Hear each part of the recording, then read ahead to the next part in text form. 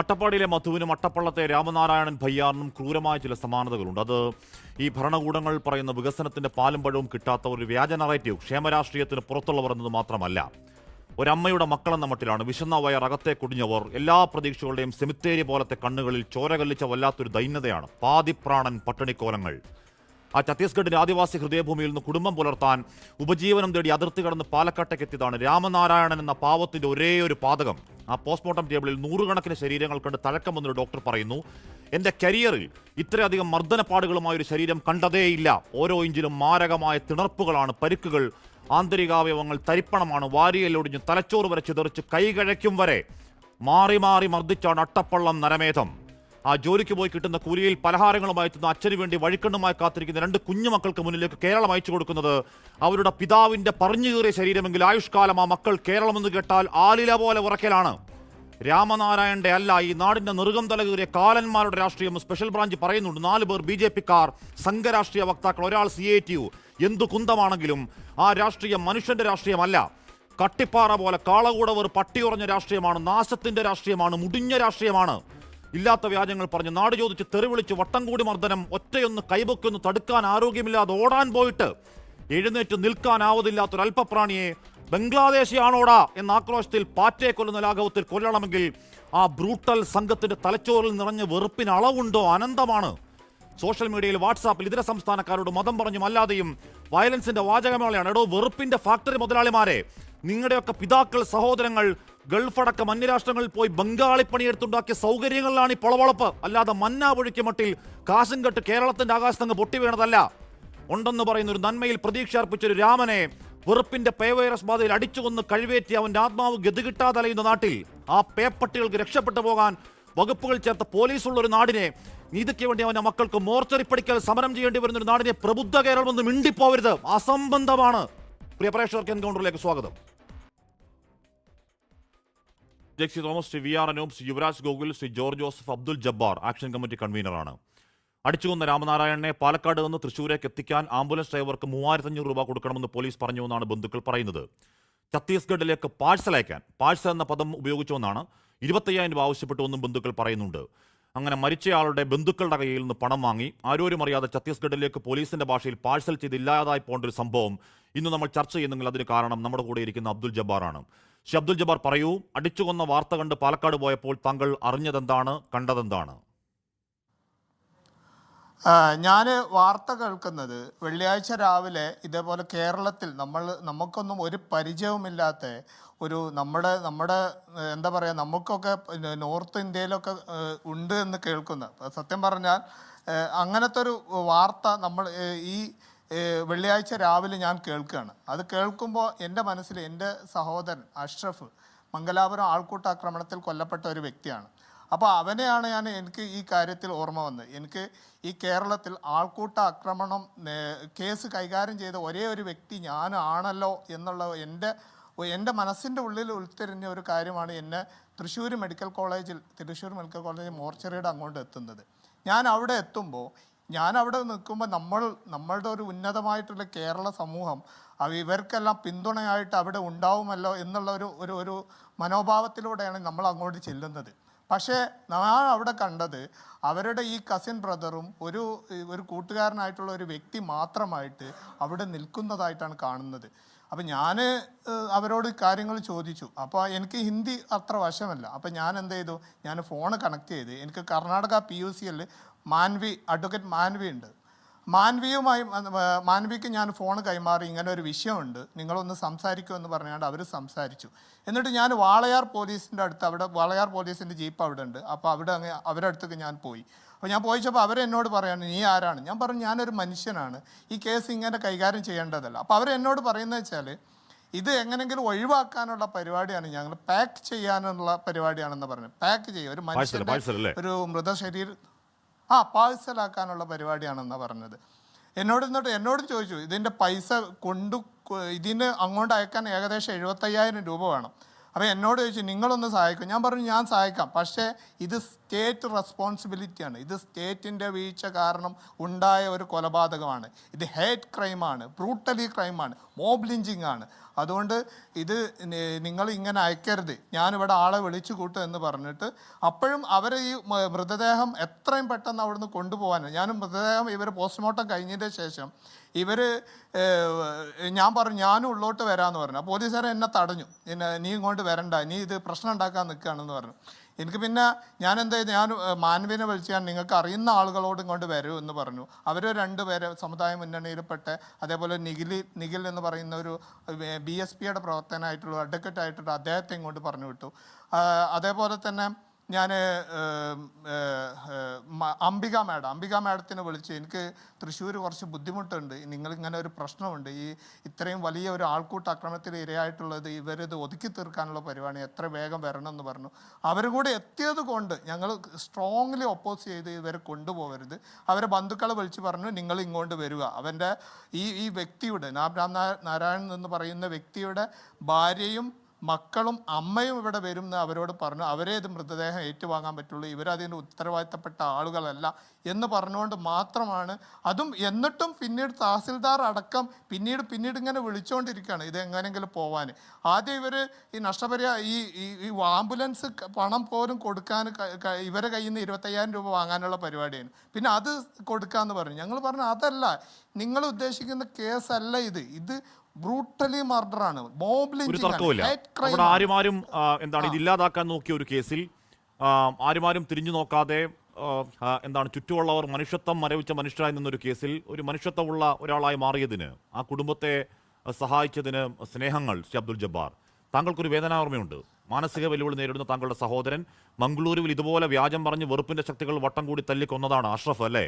ആ സങ്കടത്തിന്റെ ഓർമ്മ കൂടി ഇതിലേക്ക് ഇറങ്ങാൻ പ്രേരണയായോ ശ്രീ ജബ്ബാർ? തീർച്ചയായിട്ടും എനിക്ക് രാംനാരായണനോ, ഞാൻ അഷ്റഫിനെ ഓർത്തുകൊണ്ടാണ് ഞാൻ ഇവിടുന്ന് അഷ്റഫിൻ്റെ ഒരു ലീഗൽ ഗ്രൂപ്പ് ഉണ്ട്, ഞങ്ങളിത് കൈകാര്യം ചെയ്യുന്നത്. ആ ലീഗൽ ഗ്രൂപ്പിൽ ഞാൻ പറഞ്ഞു ഇങ്ങനെ ഒരു ബ്രൂട്ടലി മർഡർ ഈ കേരളത്തിൽ സംഭവിച്ചിട്ടുണ്ട്, ഞാൻ അവിടേക്ക് പോയി നോക്കട്ടെ എന്ന് പറഞ്ഞിട്ട് എനിക്ക് കിട്ടിയ ട്രെയിനിൽ ലോക്കൽ ടിക്കറ്റിൽ കയറിയിട്ടാണ് ഞാൻ തൃശ്ശൂർ പോകുന്നത്. ഞാൻ അവിടെ പോയി അവിടുന്ന് ബസ് ഇറങ്ങി അവിടെ റെയിൽവേ സ്റ്റേഷനിൽ പോയി മോർച്ചറിയുടെ അടുത്ത് പോകുമ്പോൾ ഞാൻ അവിടെ എത്തിയില്ലായിരുന്നെങ്കിൽ ആ കുടുംബത്തിന് നീതി കിട്ടിയില്ല. അതാണ് അതിൻ്റെ വാസ്തവം. കാരണം ഇത് നമ്മുടെ കേരളത്തിലാണല്ലോ നടക്കുന്നത്. എൻ്റെ സഹോദരൻ കർണാടകത്തിലാണോ നടന്നത് എന്ന് പറയാം, ഇത് നമ്മുടെ കേരളത്തിൽ നടക്കുന്നു എന്നുള്ളതാണ് നമ്മുടെ എന്താ പറയുക, നമുക്ക് അത്രയും വിഷമം എടുക്കുന്ന കാര്യമുള്ളത്. ഓക്കെ, ഞാൻ എത്താം. ശ്രീ ജെക്സി തോമസ്, ഇവിടെ വാളയാർ ആൾക്കൂട്ട കൊലപാതകത്തിൻ്റെ പോസ്റ്റ്മോർട്ടം റിപ്പോർട്ടിൻ്റെ വിവരങ്ങൾ നമ്മൾ പറയുകയാണ്. ദേഹവാസകല മർദ്ദനമാണ്, തലയ്ക്ക് ക്രൂരമർദ്ദനമുണ്ട്, അടിയേറ്റ് മസിലിലെ രക്തഞരമ്പുകൾ അടക്കം തകർന്നിട്ടുണ്ട്, വടി കൊണ്ട് ശരീരത്തിൽ ക്രൂരമായി അടിയേറ്റിട്ടുണ്ട്, വാരിയൽ 2 വാരിയലുകൾ ഒടിഞ്ഞു കയറിയിട്ടുണ്ട്. രാംനാരായണൻ നേരിട്ടത് പറഞ്ഞറിയിക്കാൻ കഴിയാത്ത കൊടൂരമായ ക്രൂരപീഡനം എന്ന് പോസ്റ്റ്മോർട്ടം റിപ്പോർട്ടിൽ രേഖപ്പെടുത്തിയിട്ടുണ്ട്. മസിലുകളടക്കം ഈ മർദ്ദനത്തിന്റെ ആഘാതത്തിൽ ചതഞ്ഞരഞ്ഞിട്ടുണ്ട്, ഞരമ്പുകൾ മൊത്തം പൊട്ടി ആ ചോര ചർമ്മത്തിൽ പടർന്നു പിടിച്ചിട്ടുണ്ട്. ഒരു മനുഷ്യൻ നേരിടാൻ കഴിയുന്ന നരകയാതനയുടെ പരമാവധി അനുഭവിച്ചാണ് ജയ്ക്ക് ഒരു സാധു എന്താണ് നമ്മുടെ ഈ നാടിന്റെ മോർച്ചറിയിൽ ഇപ്പോഴും കിടക്കുകയാണ് അവിടെ. ജെക്സി തോമസ്, ഇന്നും SP പറയുന്ന ആൾക്കൂട്ടക്കൊലയാണോ എന്ന് അന്വേഷിക്കുമെന്നാണ്. SC അട്രോസിറ്റി വകുപ്പ് ചുമത്തുന്നത് രാമനാരായണൻ ജാതി ഏതാണ് എന്ന് ഇനിയും പരിശോധിച്ചിട്ടാകാമെന്നാണ്. ആധാർ കാർഡ് നോക്കിയാൽ മനസ്സിലാവുന്നതാണ് ജയ്ക്ക്. ഇതുവരെ BNSലെ ആൾക്കൂട്ടക്കൊലയുടെ വകുപ്പ് ചുമത്തിയിട്ടില്ല. എന്തിനാണ് ഈ അക്രമികളോട് പോലീസ് ഒരു ഉദാരമായ സ്നേഹം കാണിക്കുന്നത് ശ്രീ ജെക്സി തോമസ്? അത് അങ്ങേയറ്റം തെറ്റിദ്ധാരണാജനകമായ ഒരു പ്രയോഗമാണ്. അക്ഷരാർത്ഥത്തിൽ ഇപ്പോൾ ഇത്തരത്തിലൊരു ലക്ഷണമൊത്ത സംഘപരിവാർ ആഭിമുഖ്യമുള്ളവരാൽ കൂടെ നടത്തപ്പെട്ട ഈ ആൾക്കൂട്ടക്കൊല അത് ഇന്ത്യൻ പൊതുസമൂഹത്തിന് മുമ്പിൽ നമ്മളെ അപമാനഭാരത്താൽ ശിരസ് കുനിപ്പിക്കുന്ന ഒന്നാണ്.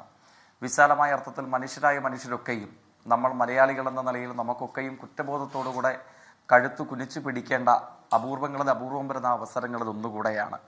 അതുകൊണ്ട് അർത്ഥശങ്കകൾക്കിടയില്ലാത്തവണ്ണം ഇപ്പോൾ ഭരണകക്ഷിയെന്നോ പ്രതിപക്ഷമെന്നോ വ്യത്യാസമില്ലാതെ, ഇടതുപക്ഷമെന്നോ രാഷ്ട്രീയാഭിമുഖ്യത്തിൻ്റെ ഏതു പതാകകളെന്നോ വ്യത്യാസമില്ലാതെ ഞാൻ മനസ്സിലാക്കുന്നു ആർദ്രതയുള്ള ലോകമെമ്പാടുമുള്ള മുഴുവൻ മലയാളികളും ഇന്ന് രാംനാരായണ ബഘേലിനോടും അദ്ദേഹത്തിൻ്റെ കുടുംബാംഗങ്ങളോടും ഒപ്പമാണ്. അദ്ദേഹത്തിൻ്റെ ജീവിത പങ്കാളി മക്കളെ ചൊല്ലിയുള്ള ദൈന്യതയാർന്ന നിലവിളി നമ്മുടെ എല്ലാവരുടെയും ഉള്ളു പിടപ്പിക്കാൻ പര്യാപ്തമായതാണ്. അങ്ങയുടെ ചോദ്യത്തിൻ്റെ ഏറ്റവും ഒടുവിലത്തെ ഭാഗം, അദ്ദേഹത്തിൻ്റെ ഈ ആൾക്കൂട്ട ആക്രമണത്തിൻ്റെ കൊലപാതകത്തിന് എതിരെ ചുമത്തപ്പെട്ട വകുപ്പുകൾ, SC അട്രോസിറ്റി ചുമത്തുന്നതിനെ സംബന്ധിച്ചുള്ള ആശങ്കകൾ, അങ്ങനെ എന്തോ ആണ് അങ്ങയുടെ ചോദ്യത്തിൻ്റെ പരാമർശമായി കേട്ടത്. ഞാൻ എന്തായാലും അന്ന് സൂചിപ്പിച്ച ഈ പോലീസ് ഉദ്യോഗസ്ഥൻ്റെയോ അല്ലെങ്കിൽ ഈ മേലധികാരിയുടെ വാർത്താ സമ്മേളനം ഞാൻ കണ്ടിരുന്നില്ല. പക്ഷേ ഞാൻ കണ്ട ചില മന്ത്രിമാരുടെ പ്രതികരണങ്ങളുണ്ട്. ആ മന്ത്രിമാരുടെ പ്രതികരണങ്ങൾ അർത്ഥശങ്കകൾക്കിടയില്ലാത്തവണ്ണം, ഇപ്പം ഞാൻ ഇങ്ങോട്ടേക്ക് വരുന്നതിന് തൊട്ട് മുമ്പ് കാണുന്നത് വിമാനമാർഗം ഇദ്ദേഹത്തിൻ്റെ മൃതശരീരം അദ്ദേഹത്തിൻ്റെ സ്വന്തം നാട്ടിലേക്ക് എത്തിക്കുന്നതിനെ സംബന്ധിച്ചുള്ള നടപടിക്രമങ്ങൾ എടുത്തിരിക്കുന്നു, അത് പൂർത്തീകരിച്ചിരിക്കുന്നു എന്നുള്ളതിനെ സംബന്ധിച്ചുള്ള കളക്ടർ ചുമതലപ്പെടുത്തപ്പെട്ട കളക്ടറുടെ പ്രതികരണമാണ് ഞാൻ അങ്ങയുടെ ചർച്ചയിലേക്ക് കയറുന്നതിന് തൊട്ട് മുമ്പ് ഒരു നിമിഷം ഞാൻ കണ്ട ഏറ്റവും ഒടുവിലത്തെ പ്രതികരണം. അതിന് തൊട്ട് മുമ്പ് ഞാൻ കണ്ടത് ആദരണീയനായ റവന്യൂ മന്ത്രിയുടെ പ്രതികരണവും മുഖ്യമന്ത്രിയുടെ സാമൂഹ്യ മാധ്യമങ്ങളുടെ പ്രതികരണവുമാണ്. റവന്യൂ മന്ത്രി അർത്ഥശങ്കകൾക്കിടയില്ലാത്തവണ്ണം പറഞ്ഞിരിക്കുന്നു, ഇവരുമായിട്ടുള്ള ചർച്ചയെ തുടർന്ന് അർഹമായൊരു നഷ്ടപരിഹാരത്തിന്റെ ആദ്യ ഗഡു എന്ന നിലയിൽ 10 ലക്ഷം രൂപ തീരുമാനിച്ചിരിക്കുന്നു. പിന്നീട് ക്യാബിനറ്റ് കൂടെ തീരുമാനിച്ചിട്ട് ഇവരുടെ ജീവിതാവശ്യത്തിന് ഉതകാൻ കഴിയുന്ന പര്യാപ്തമായൊരു തുക, ആ തുക നഷ്ടപരിഹാരമായി നൽകാൻ ശ്രമിക്കുമെന്നുള്ള തീരുമാനം അദ്ദേഹത്തിന്റെ ഭാഗമായി ഉണ്ടാകുന്നു. ഇതോടൊപ്പം കൊലപാതക ഉൾപ്പെടെയുള്ള BNSന്റെ വകുപ്പുകൾ, SC/ST അട്രോസിറ്റി ഉറപ്പുവരുത്തുന്ന തരത്തിലുള്ള വകുപ്പുകൾ ചുമത്തുമെന്നതിനെ സംബന്ധിച്ചുള്ള മന്ത്രിയുടെ പ്രതികരണം, ഇത്രയുമാണ് ഞാൻ കാണുന്നത്. ഞാൻ പറയുന്നു, ഇത് കക്ഷി രാഷ്ട്രീയത്തിന്റെ സങ്കുചിതത്വങ്ങളിൽ വെച്ച് ചർച്ച ചെയ്താൽ പരിഹരിക്കപ്പെടാൻ സാധ്യതയില്ലാത്ത ഒരു പ്രശ്നം കൂടെയാണ്. നമ്മളെല്ലാവരും അർത്ഥശങ്കകൾക്കിടയില്ലാത്തവണ്ണം കൂടുതൽ കരുത്തോടുകൂടി ഈ കുടുംബത്തോടും ആ കുടുംബത്തിന്റെ വേദനയോടൊപ്പം നിലയുറപ്പിക്കുന്നു. ഇങ്ങനെ ചെയ്യാൻ മനസ്സ് കാണിച്ച മനുഷ്യത്വ വിരുദ്ധന്മാരെ സാമൂഹ്യ ബഹിഷ്കരണത്തിന് ഇരയാക്കുന്നു. എന്നാൽ മാത്രമേ അപൂർവങ്ങളത് അത്യപൂർവമെന്ന പോലെയെങ്കിലും ഈ മനസ്സുള്ള ആളുകൾ കേരളത്തിന്റെ മണ്ണിൽ നിന്ന് നിരോധിക്കപ്പെടാൻ അപ്പോൾ മാത്രമാണ് സാധ്യതയുള്ളത്. ഞാൻ ഏറെ ബഹുമാനിക്കുന്നു. യഥാർത്ഥത്തിൽ ഞാൻ ഒരു രാഷ്ട്രീയ വിദ്യാർത്ഥി എന്ന നിലയിൽ പ്രസക്തമാംവിധം പ്രത്യേകമായി ഫോളോ അപ്പ് ചെയ്യാൻ ശ്രമിച്ച ഒരു സ്റ്റോറിയുടെ പ്രധാനപ്പെട്ടയാളാണ് നമ്മുടെ ചർച്ചയ്ക്ക് മുമ്പ് സംസാരിച്ച ബഹുമാനീയനായ ശ്രീ അഷ്റഫിന്റെ സഹോദരൻ. ഞാൻ ഇപ്പോഴും ഓർമ്മിക്കുന്നു, ബട്ര കള്ളുരുത്തി എന്നുള്ളതായിരുന്നു അന്ന് ന്യൂസ് മിനിറ്റിൽ സംപ്രേഷണം ചെയ്ത വാർത്തയിൽ എൻ്റെ ഓർമ്മ ശരിയെങ്കിൽ ഈ ഇൻസിഡന്റ് ഉണ്ടായ സ്ഥലത്തിന്റെ പേര് കുടുപ്പി ക്ഷേത്രത്തിന് സമീപം. അതെ, മംഗലാപുരത്ത് ബട്ര കള്ളുരുത്തിയിൽ കുടുപ്പി ക്ഷേത്രത്തിന് സമീപം വെച്ചിട്ടുള്ള മൈതാനത്ത് ക്രിക്കറ്റ് കളി കണ്ടുകൊണ്ടിരിക്കവെയാണ് ആ സമയത്ത് വിഭിന്നശേഷിയുണ്ട് എന്ന് മാധ്യമങ്ങളിൽ പറയപ്പെട്ട അഷ്റഫിനെ സംഘപരിവാർ ആഭിമുഖ്യമുള്ള ആളുകൾ അടിച്ചു കൊല്ലുന്ന വാർത്ത ഞാനും നിങ്ങൾ കേൾക്കുന്നത്. ആ അനുഭവങ്ങളിൽ നിന്നുകൊണ്ടാണ്, ആ പൊള്ളുന്ന അനുഭവങ്ങളിൽ നിന്നുകൊണ്ടുകൂടെയാണ് ബഹുമാന്യനായ അദ്ദേഹത്തിന്റെ സഹോദരനുല്യനായി നമ്മുടെ സഹപാനലിസ്റ്റ് സംസാരിച്ചത്. എനിക്ക് അദ്ദേഹത്തോട് ഉപാധിരഹിതമായ വിധേയത്വവും ആഭിമുഖ്യവും കൂറും അന്നുമുണ്ടായിരുന്നു. ഇന്ന് ഞാൻ ആവർത്തിച്ച് അത് രേഖപ്പെടുത്താൻ ഒരു അവസരം ലഭിക്കുന്നു എന്നുള്ളതുകൊണ്ട് ഞാൻ അങ്ങയോട് രേഖപ്പെടുത്തട്ടെ. ഞാൻ ആ അവസരത്തെ സന്ദർഭവശാൽ ഓർമ്മിപ്പിക്കാൻ കാരണം, കർണാടക ഭരിച്ചുകൊണ്ടിരിക്കുന്നത് താരതമ്യേന വർഗീയ വിരുദ്ധ രാഷ്ട്രീയമുണ്ട് എന്ന് നമ്മൾ കരുതപ്പെടുന്ന സ്റ്റേറ്റാണ്. പക്ഷേ ആ സമയത്ത് ഞാൻ ഇപ്പോഴും ഓർമ്മിക്കുന്നു, ആ സമയത്ത് ഇപ്പോൾ കർണാടക ഭരിക്കുന്ന സംസ്ഥാന ഗവൺമെന്റിന്റെ ഭാഗമായിട്ടുണ്ടായ പ്രതികരണങ്ങൾ എന്തൊക്കെയായിരുന്നു. ഞാൻ ആ പ്രതികരണങ്ങളിലേക്കൊന്നും ഇപ്പോൾ പോകുന്നില്ല. അത് ബഹുമാന്യനായ കൊലപാതകത്തിനിരയാക്കപ്പെട്ട അഷ്റഫിന്റെ സഹോദരനായ നമ്മുടെ സഹപാനലിസ്റ്റ് നിർബന്ധമായും അറിയാം.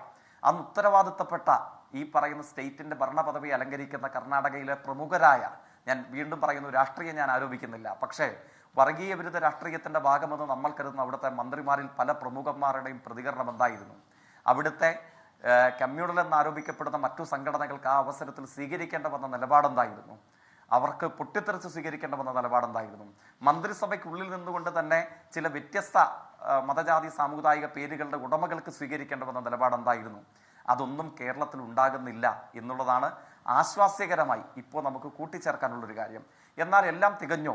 ഇത്തരമൊരു കേസിലോട് പഴുതടച്ച് സ്വീകരിക്കേണ്ട സമീപനമായോ? ജെക്സി തോമസ്, ഇതിൽ ശരി, MP രാജേഷിന്റെ പ്രതികരണം ഉണ്ടായി, MP ഗോവിന്ദന്റെ പ്രതികരണം ഉണ്ടായി, മുഖ്യമന്ത്രി പിണറായി വിജയന്റെ സോഷ്യൽ മീഡിയ പോസ്റ്റ് ഉണ്ടായി. പ്രതികരണങ്ങൾ മാത്രം പോരല്ലോ, ഇത് ലക്ഷണമൊത്ത വിദ്വേഷ കൊലപാതകമാണ് എന്ന് പറയുന്നത് MP രാജേഷാണ്. അപ്പോൾ സർക്കാരിന് അക്കാര്യം അറിയാം, സർക്കാരിന്റെ പോലീസിന് പക്ഷേ അക്കാര്യം അറിയുന്നില്ല. ഈ പറയുന്ന BNSൽ സുപ്രീം കോടതി ഗൈഡ് ലൈൻ അടക്കമുള്ള ചില പുതിയ മാറ്റങ്ങളിൽ കൃത്യമായ വകുപ്പുകളുണ്ട്. ആ വകുപ്പുകൾ ഇപ്പോഴും ചുമത്തുന്നില്ല. ഡിവൈഎസ്പിയോട് ചോദിക്കുമ്പോൾ അത് ഇപ്പോൾ ചുമത്തുന്നില്ല, അന്വേഷണത്തിന് വേണ്ടി ആവശ്യമെങ്കിൽ ചുമത്താമെന്നാണ് പറയുന്നത്. പോലീസിന് എന്തിനാണ് ഇത് ആൾക്കൂട്ട കൊലപാതകമാണെന്ന് സംശയം എന്തിനാണ് ജെക്സി തോമസ്? കാര്യം ആൾക്കൂട്ട കൊലപാതകത്തിന്റെ വകുപ്പിട്ടില്ലെങ്കിൽ ഈ പ്രതികൾ പുഷ്പം പോലെ ഊരിപ്പോവും. ഒരു സംശയം വേണ്ടതില്ല. അങ്ങനെ എനിക്ക് തോന്നുന്നു അല്പസമയത്തിന് ഏതെങ്കിലും ഒരു ഇടയിൽ 7 മിനിറ്റോളം നീണ്ടു നിൽക്കുന്ന ഇത്തരം കാര്യങ്ങൾക്ക് കളക്ടറെയും അതോടൊപ്പം തന്നെ ജില്ലാ പോലീസ് അധികാരിയും ഒക്കെ ചുമതലപ്പെടുത്തിക്കൊണ്ടതിനു ശേഷം ആദരണീയനായ കേരളത്തിന്റെ റവന്യൂ മന്ത്രി നടത്തിയ വാർത്താ സമ്മേളനം 7 മിനിറ്റ് ദൈർഘ്യമുള്ളതാണ്. ആ ദൈർഘ്യമുള്ള അദ്ദേഹത്തിന്റെ വാർത്താ സമ്മേളനത്തിൽ അങ്ങ് സൂചിപ്പിച്ച സുപ്രീം കോടതിയിലെ കേസ് എന്റെ ഓർമ്മ ശരിയെങ്കിൽ 2023 സ്പെഷ്യൽ മെൻഷൻ അർഹിക്കുന്ന കേസാണ്. ആ 2023 സ്പെഷ്യൽ മെൻഷൻ അർഹിക്കുന്ന കേസ് പ്രകാരം തന്നെ BS 103 പ്രകാരം 1 ഉൾപ്പെടെയുള്ള സംഘടിതമായ കുറ്റകൃത്യങ്ങളെ ചുമത്തിക്കൊണ്ട് തന്നെയായിരിക്കും ഈ കേസ് മുമ്പോട്ടേക്ക് പോകുക എന്നുള്ളത് പോലീസിനെ കൂടെ നയിക്കാൻ ശേഷിയുള്ള നമ്മുടെ നാട്ടിലെ ഈ മന്ത്രിസഭ അംഗങ്ങൾക്ക് നേതൃത്വം നൽകുന്ന ആളുകൾ ഇതിനോടകം വ്യക്തമാക്കിയിട്ടുണ്ട്. അതുകൊണ്ട് അങ്ങീ സൂചിപ്പിച്ച പ്രകാരം അങ്ങീ സൂചിപ്പിച്ച പോലീസ് ഉദ്യോഗസ്ഥൻ അല്ലെങ്കിൽ DYSP എന്ന നാമധാരിയുടെ വാർത്താ സമ്മേളനം പ്രതികരണം ഞാൻ കണ്ടിട്ടില്ല. ഇനി അങ്ങനെ ഒരു പ്രതികരണം നടത്തിയിട്ടുണ്ടോ? ആ പ്രതികരണത്തെ അർത്ഥസംഖ്യകൾക്കിടയില്ലാത്തവണ്ണം നമ്മൾ തള്ളിക്കളയുന്നു. അതിലുപരിയായി 2023 ഇത്തരം കേസുകൾക്കകത്ത് ആൾക്കൂട്ടാക്രമണത്തിനും മോബ് ലിഞ്ചിങ്ങിനെ തുടർന്നുള്ള കൊലപാതകത്തിന്റെയും ഇന്ത്യൻ അനുഭവങ്ങൾക്കുള്ളിൽ നിന്നുകൊണ്ട് സുപ്രീം കോടതി സ്വീകരിച്ച അതേ ഗൈഡ് ലൈനുകൾ പ്രകാരം അതേ ദയാരഹിതമായ വകുപ്പുകൾ ചുമത്തിക്കൊണ്ട് തന്നെ ഈ കേസ് കൈകാര്യം ചെയ്യപ്പെടും. ഇന്ത്യക്ക് അകത്ത് ഇത്തരം കുറ്റകൃത്യങ്ങൾ ഏർപ്പെടുന്നവർക്ക് ഇനി മേലാൽ ഇത്തരം ഒരു കാര്യത്തിനകത്ത് അപരനായ ഒരു മനുഷ്യന്റെ ദേഹത്ത് തൊട്ടുകൊണ്ട് അവന്റെ ചോര വീഴ്ത്തി എന്നാൽ തങ്ങളുടെ താൻ പോലും എന്ന് തെളിയിച്ച് കളയാമെന്ന് ആഗ്രഹിക്കുന്ന മനുഷ്യരിൽ ഏതെങ്കിലും ഒരു മലയാളി ഉണ്ടെങ്കിൽ ആ സംഘങ്ങൾക്ക് നിത്യപാഠമാകുന്ന ഒരു അനുഭവമായി, ഒരു നിയമവിധേയമായ ഒരു അനുഭവമായി, ഒരു പാഠഭേദമായി ഈ കേസ് മാറുമെന്ന കാര്യത്തിൽ ഒരു സംശയവും. ശിവരാജ് ഗോകുൽ, ഇവിടെ 1-ാം പ്രതി അനു, 2-ാം പ്രതി പ്രസാദ്, 3-ാം പ്രതി മുരളി, 5-ാം പ്രതി വിപിൻ, 1, 2, 3, 5 പ്രതികൾ BJP അനുഭാവികളാണ് എന്നാണ് സ്പെഷ്യൽ ബ്രാഞ്ചിന്റെ റിപ്പോർട്ട്. ഇതിൽ 1, 3 പ്രതികൾ നേരത്തെ ഒരു CPM പ്രവർത്തകനെയും ഒരു DYFI പ്രവർത്തകനെയും മർദ്ദിച്ചതിൽ പ്രതികളാണ് എന്നറിയുന്നുണ്ട്. വധശ്രമം ഉൾപ്പെടെ കേസുണ്ട്, ഹൈക്കോടതി അടക്കം ഉണ്ടെന്ന് പറയുന്നുണ്ട്. നിങ്ങളുടെ രാഷ്ട്രീയ പാർട്ടി ബന്ധമുള്ളവരെ നിരുപാധികം തള്ളിപ്പറയാൻ തയ്യാറുണ്ടോ യുവരാജ് ഗോകുൽ? ഹാഷ്മി, ഒന്നാമത്തെ കാര്യം എന്ന് പറഞ്ഞു കഴിഞ്ഞാൽ നമ്മളത് വളരെ ദുഃഖകരമായൊരു സാഹചര്യമാണ്. ഒരു മനുഷ്യൻ, ഹാഷ്മിയുടെ ഇൻട്രോ എന്ന് പറയുന്നത് വളരെയധികം ടച്ചിങ് ആയിട്ടുള്ള ഒരു ഇൻട്രോ ആയിരുന്നു. കാര്യം വെച്ച് കഴിഞ്ഞാൽ അയാളെ നോക്കി കാത്തിരിക്കുന്ന മക്കളുണ്ട്, അയാൾ ഒരു പലഹാരപ്പൊതിയായിട്ട് വീട്ടിലേക്ക് കയറി വരുമെന്ന് പറഞ്ഞ് കാത്തിരിക്കുന്ന അച്ഛനെ കാത്തിരിക്കുന്ന മക്കളുണ്ട്. അത്തരത്തിലുള്ളൊരു സാഹചര്യങ്ങളുണ്ട്.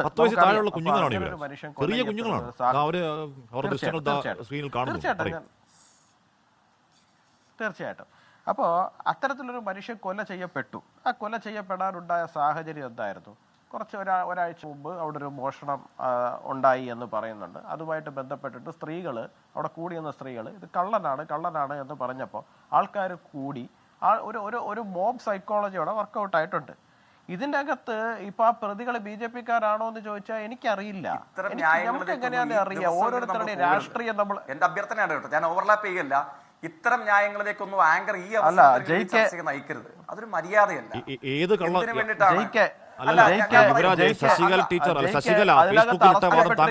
ആലോചിച്ച് നോക്ക്. ഈ മണിക്കൂറിലെങ്കിലും ഈ ചർച്ചയെ നയിക്കുന്നത് ഞാൻ കേട്ടു, ഞാൻ യോജിക്കുകയും ചെയ്യുന്നു. യുവരാജ് ഗോകുൽ, ഇത് ശശികല ഫേസ്ബുക്കിൽ ഇട്ട ആ ന്യായങ്ങൾ താങ്കൾ ഇവിടെ ഒന്ന് പറയല്ലേ? എന്ത് മോഷണം? ആര് മോഷണം ചെയ്തു എന്ന്? അങ്ങനെ മോഷണം സംശയമെങ്കിൽ ബംഗ്ലാദേശ് ആവടാ എന്ന് ചോദിക്കുന്നത് ഫേസ്ബുക്കിലിട്ട ന്യായം എന്നല്ലോ.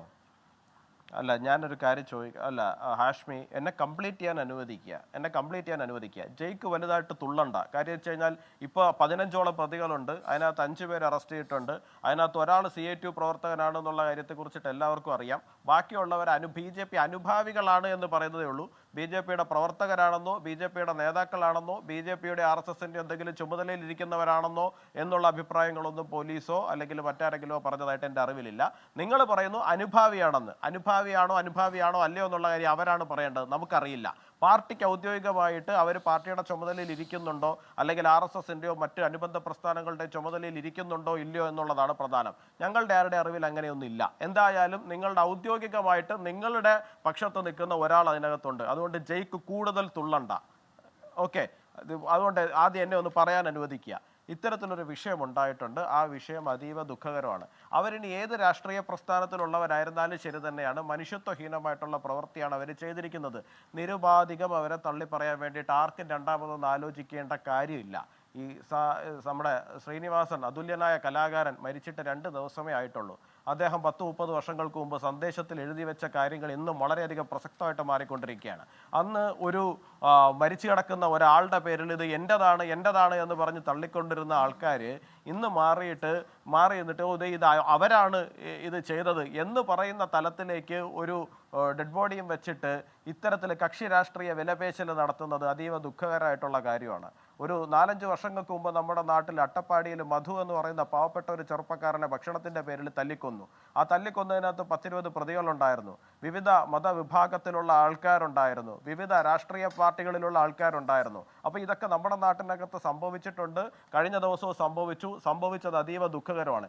ഇതിനെ എടുത്തുകൊണ്ട് പോയിട്ട് ഏതെങ്കിലും ഒരു രാഷ്ട്രീയ പാർട്ടിയുടെ തൊഴുത്തിൽ കെട്ടാൻ ശ്രമിക്കുന്നത് നിങ്ങൾക്ക് ആ വിഷയത്തിനകത്ത് അല്പം പോലും അനുകമ്പയില്ല എന്നുള്ളത് മാത്രമാണ് കാണിക്കുന്നത്. എങ്ങനെയെങ്കിലും രാഷ്ട്രീയമായിട്ട് ഇത് മുതലെടുക്കുക എന്ന് പറയുന്നത്. രാമനാരായണൻ എന്ന് പറയുന്ന ഛത്തീസ്ഗഡുകാരൻ കൊല്ലപ്പെടാൻ കാരണം ബംഗ്ലാദേശി അഥവാ ബംഗാളി എന്ന സംശയം കാരണമായിട്ടുണ്ടോ യുവരാജ് ഗോകുൽ?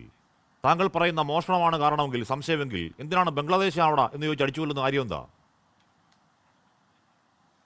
എനിക്കെങ്ങനെ അറിയാമെന്നേ ഹാഷ്മി? അതിനകത്ത് അടിച്ചു കൊന്ന ആൾക്കാർക്കല്ലേ അറിയുള്ളൂ. അതിനകത്ത് ഞാൻ മനസ്സിലാക്കുന്നിടത്തോളം 15ഓളം പ്രതികളുണ്ട്. ഇനി ആൾക്കാരെ പിടിക്കാനുണ്ട്. അവരുടെയൊക്കെ മതവും ജാതി ഏതാണെന്ന് നിങ്ങൾക്കറിയോ? എനിക്കറിയില്ല. ഇപ്പൊ ഈ പിടിക്കപ്പെട്ടിരിക്കുന്ന ആൾക്കാർ സ്ഥിരം ക്രിമിനലുകളാണ് എന്ന് പത്രവാർത്തകൾ ഞാൻ കണ്ടിട്ടുണ്ട്. അതല്ലാണ്ട് അവരേതെങ്കിലും പാർട്ടി ഓഫീസിൽ നിന്ന് വട്ടം കൂടിയിരുന്ന് ആലോചിച്ചതേ നമുക്കൊരു ബംഗ്ലാദേശിൽ നിന്ന് തല്ലിക്കൊല്ലാം എന്ന് പറഞ്ഞിട്ട് പോയി തല്ലിക്കൊന്നതായിട്ടാണോ പറയുന്നത്? അവിടെ സ്പോണ്ടേനിയസ് ആയിട്ടൊരു ഇഷ്യൂ ഉണ്ടായിരിക്കുന്നു. ആ ഇഷ്യൂവിന്റെ പുറത്ത് അവർ ചാടിക്കേറി ഇടപെട്ടിരിക്കുന്നു. നമ്മുടെ നാട്ടിൽ എത്രയോ അന്യസംസ്ഥാന തൊഴിലാളികൾ നടക്കുന്നേ, എല്ലാവരെയും വഴിയിൽ പിടിച്ചു നിർത്തിയിട്ട് ചോദിക്കുന്നു. അപ്പൊ അവിടെ ഒരു ഇൻസിഡന്റ് ഉണ്ടായിട്ടുണ്ട്. ആ ഇൻസിഡന്റിന്റെ പുറത്ത് ഉണ്ടായിട്ടുണ്ട്. അത് ഒന്നും ഉണ്ടായിട്ടില്ല. അതൊക്കെ വെറും വ്യാജ നറേറ്റീവാ. അത് ശശികല പറയുന്ന ചുമ്മാ അത് ഏറ്റുപിടിക്കില്ലേ യുവരാജ് പോലെ? ഏറ്റുപിടിക്കില്ലേ? വ്യാജ നറേറ്റീവാ. അങ്ങനെ ഒരു മോഷണവും ഇല്ല, ഒന്നും ഉണ്ടായിട്ടില്ല. അവിടെ മനുഷ്യൻ വഴിതെറ്റിപ്പോയി എട്ടപ്പള്ളത്തോട്ട് ജോലി തോടി നടന്നതാ. അങ്ങനെ ദുർബലനായി താഴെ ഇരിക്കുന്ന ഒരു മനുഷ്യനെയാണ് ബംഗ്ലാദേശിനാണ് ചോദിച്ച് അടിച്ചടിച്ച് കൊന്നത് എന്ന് പറഞ്ഞാൽ ഈ പോസ്റ്റ്മോർട്ടം റിപ്പോർട്ട് വായിച്ചു നോക്കണം, കരഞ്ഞു പോകും. ഇതുപോലൊരു ഭീകരമായ ആൾക്കൂട്ട കൊലപാതകം കണ്ടിട്ടില്ലെന്നാണ് ഡോക്ടർ ഹിതേഷ് ശങ്കർ പറയുന്നത്. അഭിപ്രായപ്പെട്ടില്ലല്ലോ ഇവിടെ ആരും അഭിപ്രായപ്പെട്ടില്ല. അത് വളരെ ഹീനമല്ല എന്നോ അത് എന്തെങ്കിലും തരത്തിൽ ന്യായീകരിക്കപ്പെടേണ്ടുന്നതാണെന്നോ. ഞാൻ പറഞ്ഞ യാദൃശ്യമായ ഏതെങ്കിലും ഇൻസിഡന്റ്, ഏതെങ്കിലും കാരണം ഒരു വിദൂരമായി പോലും ന്യായമായി എടുത്ത് പിടിക്കരുത്. ലോജിക്കിന് ഡൈജസ്റ്റ് ആവാത്തത് കൊണ്ട് ഞാൻ ചോദിക്കുന്നത്, ഇല്ല, നമ്മുടെ നാട്ടിൽ എന്തോ ഒരു ന്യായം, ഏതോ ഒരു മോഷണം എന്നൊക്കെ പറഞ്ഞ് വിദൂരമായി പോലും വ്യാജങ്ങൾ എടുത്ത് ന്യായമായി പിടിക്കരുത് യുവരാജ് ഗോകുൽ. നമ്മളൊക്കെ മനുഷ്യരാണ്. ആ നാട്ടിൽ നിന്ന് കിട്ടുന്ന വിവരങ്ങളുടെ അടിസ്ഥാനത്തിൽ മാത്രമേ എനിക്ക് സംസാരിക്കാൻ. ആ നാട്ടിൽ അങ്ങനെ ഒരു വിവരം വരുന്നില്ല. ഏത് താങ്കളോട് ആരാ പറഞ്ഞേ? ആർക്കും എതിരഭിപ്രായമില്ല. അല്ല, താങ്കളോട് ആരാ പറഞ്ഞേ? ആ നാട്ടിൽ അന്വേഷിക്കുമ്പോ നമ്മൾ അന്വേഷിച്ചേ അങ്ങനൊന്നുമില്ല. ഈ കുറച്ച് വെറുപ്പിന്റെ വക്താക്കൾ അടിച്ചു കൊന്നു.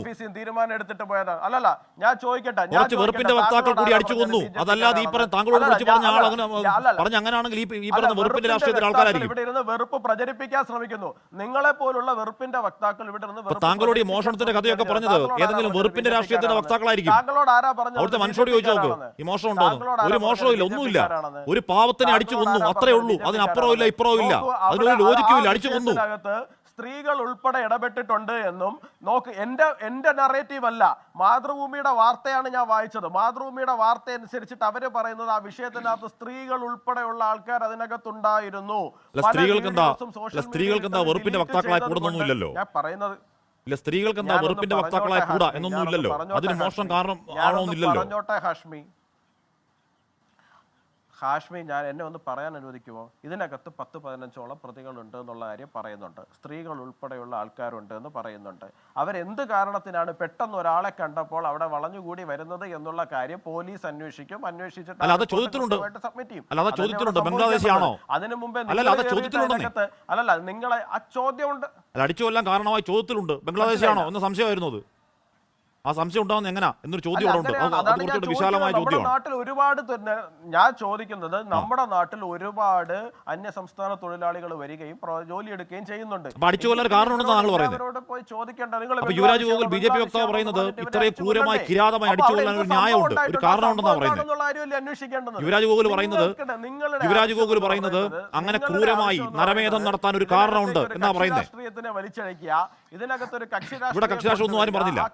യുവരാജ് ഗോകുൽ എന്ന ബി ജെ പി വക്താവ് പറയുന്നത് അട്ടപ്പള്ളത്ത് നടന്ന കിരാതമായ കൊലപാതകത്തിന് ഒരു കാരണമുണ്ട് എന്നാ പറയുന്നത് അല്ലേ? ചോദിക്കട്ടെ ഹാഷ്മി, ഞാനൊരു കാര്യം ചോദിക്കട്ടെ. അപ്പോൾ നിങ്ങൾ തന്നെയാണ് ഇൻട്രോയിൽ പറഞ്ഞ അതിനകത്തൊരു CITU കാരൻ ഉണ്ടായിരുന്നു എന്ന് പറഞ്ഞു. അപ്പൊ ആ CITU കാരനും അതിനാണോ വന്നത്? ഞാൻ CITU ബി ജെ പി അല്ലെന്ന് ചോദിക്കുന്നത്. യുവരാജ് ഗോകുൽ എന്ന് പറയുന്ന ബി ജെ പിയുടെ വക്താവ് പറയുന്നത് അട്ടപ്പള്ളത്ത് നടന്ന കിരാതമായ കൊലപാതകത്തിന് ഒരു കാരണമുണ്ട് എന്നാ പറയുന്നത് അല്ലേ? അതല്ലേ പറഞ്ഞതിന്റെ മലയാളം? കാരണം തെറ്റിദ്ധാരണയായിരിക്കാം എന്നാണ് ഞാൻ പറയുന്നത്. ഞാൻ പറയുന്നത് ഒരു മോബ് അവിടെ തടിച്ചു ശരി, അപ്പൊ തെറ്റിദ്ധാരണ കൊണ്ട് നമുക്കൊരു പൊതുസംശയം പറയാമോ? ശരി, ഓക്കെ. സംസാരിച്ചില്ല ശരി, ഒരു തെറ്റിദ്ധാരണ കൊണ്ട് നമുക്കൊരു പൊതുസംശയം കൊണ്ട് വെക്കാവോ? ഒരു മനുഷ്യൻ മരിച്ചു കിടക്കുന്ന ഈ രാത്രി, യുവരാജ്. ശരി, ഓക്കെ, ഞാൻ അങ്ങനെ എത്താം. ശ്രീ വി ആർ അനൂപ്, ഇവിടെ ഞാൻ തുടക്കത്തിൽ ജേക്കിനോട് ചോദിച്ച ചോദ്യം പ്രസക്തമായ ചോദ്യമാണ്. ജേക്കിന് അതിന്റെ കൂടുതൽ വിശദാംശങ്ങൾ അറിവില്ലാത്തതുകൊണ്ടായിരിക്കണം അങ്ങനെ പറഞ്ഞത്. ഇവിടെ ആൾക്കൂട്ട കൊലപാതകത്തിന് കൃത്യമായ വകുപ്പുകളുണ്ട്. ഈ സമയം വരെ പോലീസ് അത് ഇട്ടിട്ടില്ല. ശ്രീ വി ആർ അനൂപ്, ഇവിടെ ഈ പറഞ്ഞ SC/ST അട്രോസിറ്റീസ് ആക്ട് ഈ സമയം വരെ പോലീസ് അത് ചുമത്തിയിട്ടില്ല. ഇവിടെ അബ്ദുൽ ജബ്ബാറിനൊക്കെ ഉറപ്പ് കൊടുത്തിട്ട് ഇടുമെന്ന് നമ്മൾ അന്വേഷിക്കുമ്പോൾ അറിയാൻ കഴിയുന്നത് അന്വേഷണത്തിന്റെ വഴിയിൽ ആവശ്യമുണ്ടെങ്കിൽ ഇടുമെന്നുള്ളതാണ്. അപ്പോൾ സംഭവിക്കുന്നത് എന്താണ്? അപ്പോൾ സംഭവം ഇപ്പോൾ നിലവിലുള്ള ഈ കാലമാനുണ്ടല്ലോ, ആ കാലമാൻ ജാമ്യത്തിൽ ഇറങ്ങിപ്പോവും. ഇനി പിടികൂടാതിരിക്കുന്ന കാലം കൂട്ടമുണ്ടല്ലോ, അവർക്ക് മുൻകൂർ ജാമ്യം കിട്ടും. കാര്യം എന്താണ്? ഇപ്പോൾ ചുമത്തിയ വകുപ്പുകൾ സാധാരണ വകുപ്പേ ഉള്ളൂ. ഇതിന്റെ ഭീകരത പോലീസ് എന്താ കാണാത്തെ? V R Anoop. ഹാഷ്മി, അഖ്ലാഖിനെ ആൾക്കൂട്ടം ആക്രമിച്ചു കൊന്നത് പശുമാംസം വീട്ടിൽ സൂക്ഷിച്ചിട്ടുണ്ടെന്ന് പറഞ്ഞ അത് കഴിഞ്ഞ് പശുവുമായി പോകുമ്പോഴാണ് പഹലുഖാനെ ആക്രമിച്ചത്. ജുനൈദിനെ ട്രെയിനിൽ വെച്ച് ആക്രമിക്കുന്നത് നീ പശുമാംസം കഴിക്കുന്നവനല്ലേ എന്ന് പറഞ്ഞുകൊണ്ടാണ്. അന്നൊക്കെ നമ്മൾ വിചാരിച്ചിരുന്നത് ഈ ആൾക്കൂട്ട ആക്രമണം എന്നൊക്കെ പറയുന്നത് നമ്മുടെ ഇടയിൽ സംഭവിക്കാൻ സാധ്യതയില്ലാത്ത ഒന്നാണ്. വാളയാർ ചുരം കഴിഞ്ഞാൽ അതൊന്നും സംഭവിക്കില്ല എന്നുള്ള മലയാളിയുടെ വ്യാജ അഭിമാന ബോധത്തിലാണ് ഇപ്പോൾ മുറിവേറ്റിരിക്കുന്നത്. ഇവിടെ ഇത് സംഭവിച്ചിരിക്കുന്നു എന്ന് മാത്രമല്ല, നീ ബംഗ്ലാദേശി അല്ലേ എന്ന് ചോദിച്ചാണ് ആക്രമിച്ചിരിക്കുന്നത്. ദളിതനായ ഇദ്ദേഹത്തെ ആക്രമിച്ചിരിക്കുന്നത് നീ മുസ്ലിം അല്ലേ എന്ന് പറഞ്ഞ ആ പാലക്കാട് എന്ന് പറയുന്ന ആ പ്രദേശം എന്ന് പറയുന്നതിന് ഈ സംഭവത്തിനകത്ത് പ്രത്യേക പ്രാധാന്യമുണ്ട്. സംഘപരിവാർ രാഷ്ട്രീയത്തിന് കൃത്യമായ സ്വാധീനമുള്ള ഡോമിനേറ്റ് ചെയ്യുന്ന ഒരു സ്ഥലത്ത് തന്നെയാണ് സംഭവിച്ചിരിക്കുന്നത്. പിന്നെ ഇവിടെ എൻ്റെ സുഹൃത്ത് ജയ്ക്ക് ഇതിൻ്റെ പോലീസ് എന്തോ മഹനീയമായ കൃത്യം ചെയ്തു എന്ന് മട്ടിലൊക്കെ പറയുന്നുണ്ട്. ഒരു കാര്യം ഞാൻ ആദ്യമേ പറയാം, ഈ ആൾക്കൂട്ട ആക്രമണം നടക്കുമ്പോൾ ഈ ആൾക്കൂട്ടം എങ്ങനെ രൂപപ്പെട്ടു എന്ന് കൂടി നമ്മൾ പരിശോധിക്കണ്ടേ? ഇവിടെ നിരന്തരം വരുന്ന വിദ്വേഷ പരാമർശങ്ങൾക്കെതിരെ ഈ സർക്കാർ സംവിധാനങ്ങളടക്കം പോലീസ് അടക്കം എന്ത് നടപടി സ്വീകരിച്ചു? ഒരു ബംഗ്ലാദേശിയെ ഒരു മുസ്ലിമിനെ വഴിയിൽ കണ്ടാൽ നിങ്ങൾ കൊല്ലണം, ആക്രമിക്കണം എന്ന് പറയുന്ന ഒരു ബോധമുണ്ടല്ലോ. വെള്ളാപ്പള്ളി നടേശൻ നടത്തിയ 60 വിദ്വേഷ പ്രസ്താവനകൾ നിൽക്കുക. ഈ പോലീസ് സംവിധാനം എന്ത് നടപടി സ്വീകരിച്ചു? ഈ ആൾക്കൂട്ടം നിഷ്കളങ്കമായി ഉണ്ടാകുന്നതല്ലെന്നേ ഈ പറയുന്ന പോലീസിംഗ് സംവിധാനത്തിന് അതിൽ ഉത്തരവാദിത്വമുണ്ട്. ഇവിടെ ബഹുമാന്യനായ ജബ്ബാർ അദ്ദേഹം നടത്തിയ ഇടപെടലിനെ മനുഷ്യത്വമുള്ള എല്ലാവരും ശ്ലാഘിക്കണം. അദ്ദേഹത്തിന്റെ അനുഭവത്തിന്റെ യാഥാർത്ഥ്യത്തിൽ നിന്നാണ് അദ്ദേഹം ഇടപെടൽ നടത്തിയത്. അദ്ദേഹം ആ ഇടപെടൽ നടത്തിയില്ലായിരുന്നെങ്കിൽ പാഴ്സലായി കയറ്റി അയക്കപ്പെടുമായിരുന്ന ഒന്നാണ് അദ്ദേഹത്തിന്റെ മൃതദേഹം എന്ന് ആർക്കറിയാത്തത്?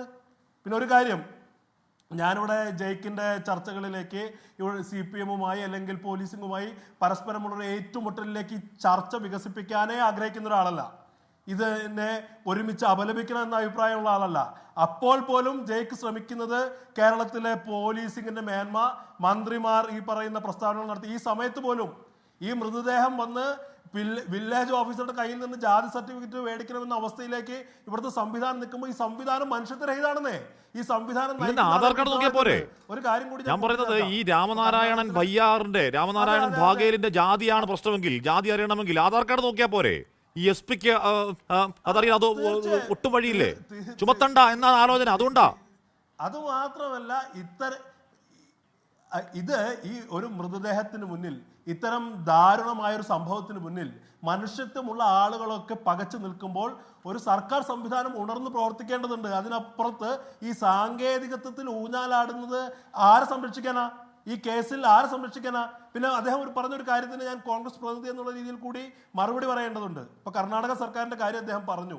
ഞാൻ ഇത്തരം കാര്യങ്ങൾ കർണാടക സർക്കാരിന്റെ ഭാഗത്തു നിന്നും എന്തെങ്കിലും അലംഭാവം ഉണ്ടായിട്ടുണ്ടെങ്കിൽ, ആദ്യഘട്ടങ്ങൾ ഉണ്ടായിട്ടുണ്ടെങ്കിൽ അതിനെ ന്യായീകരിക്കുന്ന ഒരാളല്ല. ആ വിഷയവുമായി ബന്ധപ്പെട്ട് വേങ്ങരയിൽ സംഘടിപ്പിക്കപ്പെട്ട ഒരു മുസ്ലിം സംഘടന സംഘടിപ്പിച്ച യോഗത്തിൽ പരസ്യമായി പ്രസംഗിച്ച ഒരാളാണ്. സർക്കാർ നടപടി സ്വീകരിക്കണം, നടപടി സ്വീകരിച്ചെങ്കിൽ അതിനുവേണ്ടി ഇടപെടൽ നടത്തണം എന്നുള്ള രീതിയിൽ മാത്രമല്ല, എൻ്റെതായ രീതിയിൽ ചില ഇടപെടൽ നടത്തിയിട്ടുണ്ട്. കർണാടക സ്പീക്കറടക്കം UT ഖാദറടക്കം അതിനകത്ത് ഇടപെട്ടിട്ടുണ്ട്. കോൺഗ്രസ് നേതൃത്വത്തിൽ ജോർജ് ജോസഫ്, നമ്മൾ ഈ പറയുന്ന സംഭവത്തിന് അടിസ്ഥാനമായ കാരണം ഉണ്ടായത് ഇന്ന് രാവിലെയല്ല, ഇന്നലെയല്ല. ശ്രീ ജോർജ് ജോസഫ് 4 ദിവസം മുമ്പാണ്, 4 ദിവസമായി, ഇന്നിപ്പോൾ നമ്മൾ 5ാമത്തെ ദിവസമാണ്. ഇപ്പോഴും FIR-ൽ ഈ പറയുന്ന വകുപ്പുകൾ ചുമത്തണമെന്ന് പോലീസിന് തോന്നുന്നില്ല. ശ്രീ ജോർജ് ജോസഫ്, ഇവിടെ ഒരു പാരടിപ്പാട്ട് എഴുതിയതിന് ഗുരുതര വകുപ്പ് ചുമത്താൻ അറിയാവുന്ന പോലീസാണ്. ഇവിടെ മുഖ്യമന്ത്രിയുടെ ബസ്സിന്റെ ഷൂ എറിഞ്ഞാൽ വധശ്രമം ചുമത്താൻ അറിയാവുന്ന പോലീസാണ്. ഇവിടെ എന്താണ് ഇവിടെ അങ്ങനെ വെറുതെ വധശ്രമങ്ങൾ ഇപ്പോൾ ആകാശ പ്രതിഷേധത്തിൽ വധശ്രമം ചുമത്താൻ അറിയാവുന്ന പോലീസാണ്. ആ പോലീസ് ഇത് ആൾക്കൂട്ട കൊലപാതകമാണെന്നും ഇത് SC/ST വിരുദ്ധമാണെന്നും എന്ന് മനസ്സിലാക്കാൻ കഴിയാത്ത എന്താണ്? അത് ഈ കേസിനെ എങ്ങനെയാണ് ദുർബലപ്പെടുത്താൻ പോകുന്നത് ശ്രീ ജോർജ് ജോസഫ്? തീർച്ചയായിട്ടും അത് കേസിനെ ദുർബലപ്പെടുത്തും. അടിയന്തരമായിട്ട് ആ സെക്ഷൻ അങ്ങ് ഇടുന്നതാണ് പോലീസിന് നല്ലത്. കാരണം ഇതിനകത്ത് ഒരു ഛത്തീസ്ഗഡിലുള്ള രാംനാരായണന് അദ്ദേഹം മോഷണം നടത്തിയെന്ന് ആരോപിച്ച് അദ്ദേഹത്തിനെ അടിക്കുന്നത് മൊബൈലിൽ റെക്കോർഡ് ചെയ്ത് നമ്മൾ കണ്ടു. ആ തലക്കിട്ടും കഴുത്തിനുമൊക്കെ അടിക്കുന്ന അടിയിൽ അയാൾ തെറിക്കുന്നത് കാണാം നമുക്ക്. അതിനുശേഷമാണ് അദ്ദേഹത്തിൻ്റെ പോസ്റ്റ്മോർട്ടം റിപ്പോർട്ടിലാണ് ഇത്ര ക്രൂരമായ ഒരു കൊലപാതകവും നമ്മൾ ഈ അടുത്ത കാലത്ത് കണ്ടിട്ടില്ല. തല മുതൽ കാൽപാദം വരെ അടിച്ച് അദ്ദേഹത്തിൻ്റെ നട്ടെല്ല് പൊട്ടി, അദ്ദേഹത്തിൻ്റെ റിബ്സുകൾ തകർന്നു. ഒരു മനുഷ്യനെ ഇങ്ങനെ പട്ടിയെ തല്ലുന്ന പോലെ പേപ്പട്ടിയെ തല്ലുന്ന നമ്മൾ കണ്ടിട്ട് അവനെ കൊന്നേ പറ്റുള്ളൂ. അതുപോലെ അടിക്കുകയാണ് അവരെ. അത് 5 പേരെ ഏകദേശം 10-15 പേര് അവിടെ ഉണ്ടായിരുന്നു. അതിനകത്ത് സ്ത്രീകളും ഉണ്ടായിരുന്നു. ഏതെങ്കിലും തെരുവ് നായ്ക്കൾ നാട് ചോദിച്ച് അടിച്ചു കണ്ടുണ്ടോ? ഇല്ലല്ലോ. ഏതെങ്കിലും തെരുവ് നായ്ക്കൾ നാട് ചോദിച്ച് കടിക്കോ? ഇല്ല. തെരുവ് നായ്ക്കളൊക്കെ നീചന്മാരാണ് അക്കൂട്ടർ. ജോർജ് ജോസഫ് ഇല്ല. അല്ല, അദ്ദേഹം പറഞ്ഞിരിക്കുന്ന കാര്യം ആലോചിക്കണം. അദ്ദേഹം ഇങ്ങനൊരു ഡെഡ് ബോഡി കണ്ടിട്ടില്ല. ഇത്രയും ക്രൂരമായ മർദ്ദനമേറ്റ എത്രയോ പോസ്റ്റ്മോർട്ടം കണ്ട ഒരു സീനിയറായ ഒരു ഫോറൻസിക് ഡോക്ടറാണ് അദ്ദേഹം കണ്ടു. അപ്പോൾ ഇതിനകത്ത് അവിടെ ആദ്യം ഇപ്പോൾ ഒരു 5 പേരെയോളം അറസ്റ്റ് ചെയ്തിട്ടുണ്ട്. അതിനകത്ത് 4 പേര് BJP RSSകാർ തന്നെയാണ്. അവരുടെ നേരത്തെ ഒരു കേസിനകത്ത് അവർ 2 പേര് പ്രതികളാണ്. അതിനകത്ത് ശിക്ഷിച്ചിട്ടുണ്ട്. ഹൈക്കോടതിയിൽ അതിപ്പോൾ അവർ ജാമ്യത്തിൽ നിൽക്കുന്നവരാണ്. അത് 15 വർഷം മുമ്പ് ഒരു DYFIക്കാരനെയാണ്, വിനോദിനെയാണ്, അതുപോലെ തന്നെ CIT തൊഴിലാളി സ്റ്റീഫനെയാണ് അവർ വെട്ടിയത്. അതിനകത്ത് 2 പേരും അനുവും മുരളിയും അറിയപ്പെടുന്ന BJPക്കാരും RSSകാർ തന്നെയാണ്. അവരാണ് ഈ 2015 വർഷം മുമ്പ് ഈ CITക്കാരനെയും അതുപോലെ DYFIക്കാരനെയും വെട്ടി. അവർ മരിച്ചില്ല. ഏതായാലും അത് ഹൈക്കോടതി ഇപ്പം കിടക്കുകയാണ്. അവർ അതേ രീതിയിലൊരു പ്രവൃത്തിയുടെ വീണ്ടും ചെയ്യില്ലേ ഈ പാവം പിടിച്ച മനുഷ്യന്? അത് എങ്ങനെയാണ് ഇങ്ങനെ മനുഷ്യത്വം ഇല്ലാതെ മലയാളിക്ക് വരുന്നത്? നമ്മൾ ഈ ആൾക്കൂട്ടം കൊലപാതകമല്ല നോർത്ത് ഇന്ത്യയിലേ കണ്ടിട്ടുള്ളൂ. അതേസമയത്ത് ഈ ഒരു സംഭവം അബ്ദുൾ ജബ്ബാർ ഇല്ലായിരുന്നെങ്കിൽ അദ്ദേഹത്തിൻ്റെ സഹോദരൻ ഇതേ രീതിയിൽ തന്നെ ആൾക്കൂട്ട കൊലപാതകത്തിൽ കൊന്നിട്ടുണ്ട്. അത് നമ്മൾ മനസ്സിലാക്കണം. അദ്ദേഹത്തിൻ്റെ ആ അനുഭവം ഉള്ളതുകൊണ്ടാണ് അദ്ദേഹം ഇതിനകത്ത് ഇടപെട്ടുകൊണ്ടാണ് നമ്മളിപ്പോൾ ഈ ചർച്ച തന്നെ നടക്കുന്നത്. കാരണം എന്തായാലും ഗവൺമെൻറ് ലേറ്റായിട്ടാണെങ്കിലും 10 ലക്ഷം രൂപ കൊടുക്കാനും എയർലിഫ്റ്റിൽ ഈ ഡെഡ് ബോഡി അങ്ങ് കൊണ്ടുപോകാനും തീരുമാനം എടുത്ത് നമുക്ക് അഭിനന്ദിക്കാതിരിക്കാൻ കഴിയില്ല. ലേറ്റായിട്ട് എങ്കിലും ഗവൺമെൻറ് അങ്ങനെ ഒരു തീരുമാനം, മുഖ്യമന്ത്രി അത് പറയുകയും ചെയ്യും. അതുപോലെ തന്നെ അങ്ങനെ ഒരു തീരുമാനം എടുത്തല്ലോ, അതല്ലേ നല്ല കാര്യം. ലേറ്റ് ആയാലും ശരി, സാരമില്ല. പക്ഷേ ആ ഇദ്ദേഹത്തിൻ്റെ ഭാര്യയും 2 മക്കൾ 8ഉം 10ഉം വയസ്സുള്ള 2 കൊച്ചുങ്ങളുടെ ദയനീയ അവസ്ഥ, അദ്ദേഹത്തിൻ്റെ അമ്മയും വന്നിട്ടുണ്ടെന്ന് തോന്നുന്നു. അവർ 4 പേര് നിൽക്കുന്നുണ്ട്. ഇതൊക്കെ നമ്മൾ കേരളമാണെന്ന് വിചാരിച്ചിട്ടുണ്ട്. ഇവിടെ മനുഷ്യനെല്ലാം നമ്മൾ ഒരുപോലെയല്ലേ കാണുന്നത്. ഇവിടെ ജാതി മതമൊന്നും ഇല്ല ഇപ്പോൾ. പക്ഷേ ഇതിനകത്ത് SC/ST ആക്ട് അവിടെ ഇടേണ്ടി വരും. നമ്മുടെ മധുവിൻ്റെ അനുഭവം കണ്ടല്ലോ. ആ പാവം പിടിച്ച മധു ഭക്ഷണം മോട്ടിച്ചിട്ട് കൈകെട്ടി നിൽക്കുന്നത് പാലക്കാട്ടത്തെ ആ ദൃശ്യം ഇന്ന് നമ്മുടെ മനസ്സിൽ നിന്ന് മാറില്ല. കാരണം ഭക്ഷണം യാചിച്ചു വന്ന ഒരാളെ തല്ലിക്കൊല്ലുന്നത് കേരളത്തിൽ ഇത് നമുക്ക് ഇതുവരെ നമ്മൾ കേട്ടിട്ടില്ല ഇങ്ങനെയുള്ളത്. ഇപ്പോഴത്തെ സംഭവം തീർച്ചയായും അപലപിക്കേണ്ടത് തന്നെയാണ്. അത് രാഷ്ട്രീയ ഭേദമന്യേ എല്ലാവരും അപലപിക്കണം. കാരണം ഒരു കുറ്റവും ചെയ്യാതെ അയാൾ ഭക്ഷണം ആയിക്കോട്ടെ 5 ദിവസം 4-5 ദിവസമായിട്ട് പണി കിട്ടാതെ നാട്ടിലേക്ക് മടങ്ങിപ്പോകാൻ ആ പാവം നിന്നപ്പം അദ്ദേഹത്തിനെ അടിച്ചു കൊല്ലുകയാണ്. തല മുതൽ കാലോടെ അടിച്ചു കൊല്ലുന്നതും ആ ഡോക്ടർ പറഞ്ഞൊരു കാര്യമുണ്ട്. പോസ്റ്റ്മോർട്ടം ചെയ്ത ഡോക്ടർ ആൻറ്റിമോർട്ടം ഇഞ്ചുറിയാണ് സാധാരണ തല്ലിക്കൊല്ലുമ്പോൾ നമുക്കുണ്ടാകുന്നത്. പക്ഷേ പോസ്റ്റ്മോർട്ടം ഇഞ്ചുറി തല്ലിക്കൊന്നിട്ടും വീണ്ടും തല്ലിയിരിക്കുന്നു അവിടെ. അങ്ങനെ കുറേ ഇഞ്ചുറി അദ്ദേഹം നോട്ട് ചെയ്തിട്ടുണ്ട്. ഇതിനകത്ത് സ്ത്രീകൾ വന്നു എന്ന് പറയുന്നത് എനിക്ക് മനസ്സിലാകുന്നില്ല അതെന്താണെന്ന്. അവിടെ സ്ത്രീകൾ വന്ന് തല്ലിയിട്ടുണ്ട്. 15ഓളം പേരിനകത്ത് സ്ത്രീകൾ വരുന്നുണ്ട്. എന്താണ് ഇങ്ങനെ മനസ്സിന് ഈ മാറ്റം വരുന്നത്? ഇവിടെ രാഷ്ട്രീയ ചിന്തയൊന്നുമല്ല ഞാനീ പറയുന്നത്. കേരളത്തിലുള്ളൊരു പൊതുവെ ഏത് രാഷ്ട്രീയ പാർട്ടിയിലായാലും ശരി മനുഷ്യത്വമുള്ളവരല്ലേ നമ്മളെല്ലാവരും. ആ രീതിയിലല്ലേ സംസാരിക്കുന്ന എല്ലാവരും. പക്ഷേ ഇത് എങ്ങനെ സംഭവിക്കുന്നു കേരളത്തിൽ? ആൾക്കൂട്ട കൊലപാതകം നമ്മൾ ഒത്തിരി നോർത്ത് ഇന്ത്യയിൽ നടക്കുന്ന കാര്യങ്ങളൊക്കെ എല്ലാ ചാനലിലും പറഞ്ഞിട്ടുണ്ട്, വിമർശിച്ചിട്ടുണ്ട്. പക്ഷേ നമ്മുടെ സ്വന്തം അനുഭവത്തിൽ 2 കേസ് നമുക്ക് വന്നിരിക്കുന്നത്. ഇപ്പോഴത്തെ ഈ കൊലപാതകവും പിന്നെ നമ്മുടെ മധുവിൻ്റെ കൊലപാതകവും നമുക്ക് രണ്ടും മറക്കാൻ പറ്റില്ല. ഇത് കാരണം കേരളം എത്രയോ നാളുകൊണ്ട് 100% സാക്ഷരക്കാരാണ് നമ്മൾ. നമ്മൾ വിദ്യാഭ്യാസം കൊണ്ട് വളരെ ഉയർന്ന നിലയിൽ നിൽക്കുന്നവരാണ് ചുമ്മാ നമ്മള്. പറയുന്നത് ചുമ്മാ പിന്നെ പറയുന്നത് നമുക്ക് നമ്മുടെയൊക്കെ ഉള്ളിൽ ഇതൊക്കെ ഉണ്ട്. രാഷ്ട്രീയമായിട്ട് ശ്രീ പലർക്കും നമുക്കാർക്ക് ശരി, അതൊക്കെ ചുമ്മാ പറയുന്ന തോന്നി. ഇപ്പോൾ കാര്യം എന്താ പറയുക, ഇഞ്ചുറീസ് ആന്റിമോട്ടം എന്ന് പറയുന്നതിൽ 39 മുറിവുകൾ പറയുകയാണ്. ഒന്നാമത്തെ abraded contusion of 5.5 into 4.5 centimetre full thickness on right side of head over parietal eminence മുതൽ ഏറ്റവും മുതൽ 38ാമത്തെ ഫ്രാക്ചർ ഓഫ് തേർഡ് റിബോൺ റൈറ്റ് right 4 and 5 ribs on left side with minimal infiltration എന്നൊക്കെ പറയാണ്. 39 മാരകമായ മുറിവുകളെ പറ്റി പറയുന്ന എണ്ണി പറയുന്ന പോസ്റ്റ്മോർട്ടം റിപ്പോർട്ടാണ്. അടിച്ചു കൊന്നതാണ്. അതുകൊണ്ട് ആൾക്കൂട്ട കൊലപാതകം ഉത്തരേന്ത്യയിൽ നടക്കുന്ന എന്തോ സാധനമാണ്, കേരളത്തിൽ ഉണ്ടാവില്ലെന്ന് എന്ന് വിചാരിക്കരുത്. നമ്മുടെ നാട്ടും ആൾക്കൂട്ടക്കൊല നടക്കുന്ന ഒരു നാടാണ്. ലജ്ജയുടെ രാത്രിയാണ്. തിരികെ തമിഴ് വിളക്ക് ശേഷം അബ്ദുൽ ജബ്ബാർ, ആ കുടുംബത്തിന് എത്ര നഷ്ടപരിഹാരം കിട്ടിയാലും മതിയാവില്ല. സർക്കാർ 4 ദിവസം വൈകിയാണെങ്കിൽ നഷ്ടപരിഹാരം പ്രഖ്യാപിച്ചു. സർക്കാർ അഭിനന്ദനം അർഹിക്കുന്നു. ഇടപെടൽ നടത്തിയ മന്ത്രി കെ രാജൻ, ഞാൻ എത്താമേ ജയിക്കെ ഞാൻ എത്താം. അബ്ദുൽ ജബ്ബാർ, ഇടപെടൽ നടത്തിയ മന്ത്രി കെ രാജൻ അഭിനന്ദനം അർഹിക്കുന്നു. പക്ഷെ ഒന്നും വെറുതെ ഉണ്ടായതല്ല. ഇത് 4 ദിവസം ഉണ്ടായി. 4 ദിവസം നിങ്ങളുടെയൊക്കെ ഇടപെടലുണ്ടായി. എന്താ കേൾപ്പോരും കേൾവിയുമില്ല 4 ദിവസങ്ങൾ പോയി. അവരുടെ കുടുംബം ലോക്കൽ ട്രെയിനുകൾ മാറി മാറി കയറി കഷ്ടപ്പെട്ട് നരകിച്ച് കേരളത്തിലേക്ക് എത്തി. അവർക്ക് മോർച്ചറിപ്പടിയിൽ അവർക്ക് സമരമിരിക്കേണ്ടി വന്നു. അവിടെ രാത്രി പോലീസ് വന്നു. അപ്പോൾ ഇതൊന്നും വെറുതെ അങ്ങ് കിട്ടിയതല്ല, നിങ്ങൾ പിടിച്ചു വാങ്ങിച്ചതാ അബ്ദുൽ ജബ്ബാർ. തീർച്ചയായിട്ടും. കാരണം എന്ന് വെച്ചാൽ നമ്മുടെ കേരളത്തിൽ ഈ നീതി പിടിച്ച് നമ്മളൊരു വേറൊരു സംസ്ഥാനത്ത് നമുക്ക് പോയിട്ട് നമ്മൾ നമുക്ക് സ്വാഭാവികമായി കിട്ടേണ്ട, ആ കുടുംബത്തിന് കിട്ടേണ്ട നീതി അത് പിടിച്ചു വാങ്ങാൻ ഇന്നലൊക്കെ ഉണ്ടായത്. ഇന്നലെ അവർ വന്നിട്ട് അവർ ബോഡി ഐഡൻറ്റിഫൈ ചെയ്തതിന് ശേഷം അവിടെ അങ്ങ് മോർച്ചറിൻ്റെ മുമ്പിൽ ഞങ്ങൾ എല്ലാവരും അവിടെ കാത്തു നിന്നിട്ട് ആദ്യം RDO വരുന്നു. അപ്പോൾ കളക്ടർ അതേപോലെ കളക്ടർ എന്നോട് നേരിട്ട് സംസാരിച്ചു. അപ്പോൾ നേരിട്ട് ഞങ്ങൾ അവരോട് കൃത്യമായിട്ടുള്ള ഡിമാൻഡ് പറഞ്ഞു. ഒന്ന്, ഇതിനകത്ത് മോബ് ലിഞ്ചിങ് വകുപ്പ് ചേർക്കണം. മോബ് ലിഞ്ചിങ് വകുപ്പ് ചേർത്താൽ മാത്രം പോരാ. തഹസീൻ 2018 സുപ്രീം കോടതി ഗൈഡ് ലൈൻസ് ഉണ്ട്, Thahseen Poonawalla versus union government of India. അതിനകത്ത് മോബ് ലിഞ്ചിങ്ങിനെതിരെ, ആൾക്കൂട്ട ആക്രമണത്തിനെതിരെ കൃത്യമായിട്ടുള്ള ഗൈഡ് ലൈൻ പറയുന്നുണ്ട്. അതിനകത്ത് ആദ്യം ഫസ്റ്റ് FIR ഇടണം, FIR ഇട്ട് അന്വേഷിക്കണം. അതേപോലെ തന്നെ ഇത് SIT രൂപീകരിക്കണം. 3, ഇത് ഫാസ്റ്റ് ട്രാക്ക് കോടതിയിൽ വേണം. വിക്ടിം കോമ്പൻസേഷൻ സമയബന്ധിതമായിട്ട് നൽകണം. അത് മാത്രമല്ല, ഈ ആൾക്കൂട്ട ആക്രമണങ്ങൾ രൂപപ്പെടാനുള്ള ഒരു കാരണമുണ്ട്. അത് വെച്ചാൽ സോഷ്യൽ മീഡിയ പ്രകാരം അത് അനുബന്ധമായിട്ടുള്ള എല്ലാം അതൊരു നോഡൽ ഓഫീസറെ വെച്ച് അതിൻ്റെ ഹേറ്റ് ക്യാമ്പയിനെതിരെ കൃത്യമായിട്ട് ആകണമെന്ന് നമ്മുടെ പരമോന്നത കോടതി 2018 ഒരു ഗൈഡ് ലൈനായിട്ട് പക്ഷേ അത് നമ്മുടെ കേരള സംസ്ഥാന സർക്കാർ അത് ഇംപ്ലിമെൻറ്റ് ചെയ്തിട്ടില്ല. ഇന്ന് മന്ത്രിയുമായി ബന്ധപ്പെട്ട് കെ രാജൻ മന്ത്രിയുമായി ബന്ധപ്പെട്ട ചർച്ചയിൽ അദ്ദേഹം അത് ചീഫ് സെക്രട്ടറിയോട് നിർദ്ദേശിക്കാം എന്നാണ് പറഞ്ഞിട്ടുള്ളത്. അത് ഞാൻ പറയുന്നത് എന്താണെന്ന് വെച്ചാൽ നമ്മൾ ഈ നീതി പിടിച്ചു വാങ്ങാൻ വേണ്ടി ഞാൻ ഇന്നലെ മേർച്ചറിക്ക് മുമ്പിൽ ഉറങ്ങാതെ നിന്നിട്ട് ഞാൻ ഒറ്റക്ക് നിന്നു. ഞാൻ ആക്ഷൻ കമ്മിറ്റി അംഗങ്ങളെ എല്ലാവരും ഞാൻ പറഞ്ഞു ഞാൻ ഇവിടെ ഒറ്റയ്ക്ക് നിൽക്കുന്നുള്ളൂ. കാരണം ഇതിന് സമരത്തിനൊരു തുടർച്ച ഉണ്ടാവണം. ഞാൻ അവിടെ നിന്നുകൊണ്ട് അവിടെ പോലീസും അവിടെ നിന്നു.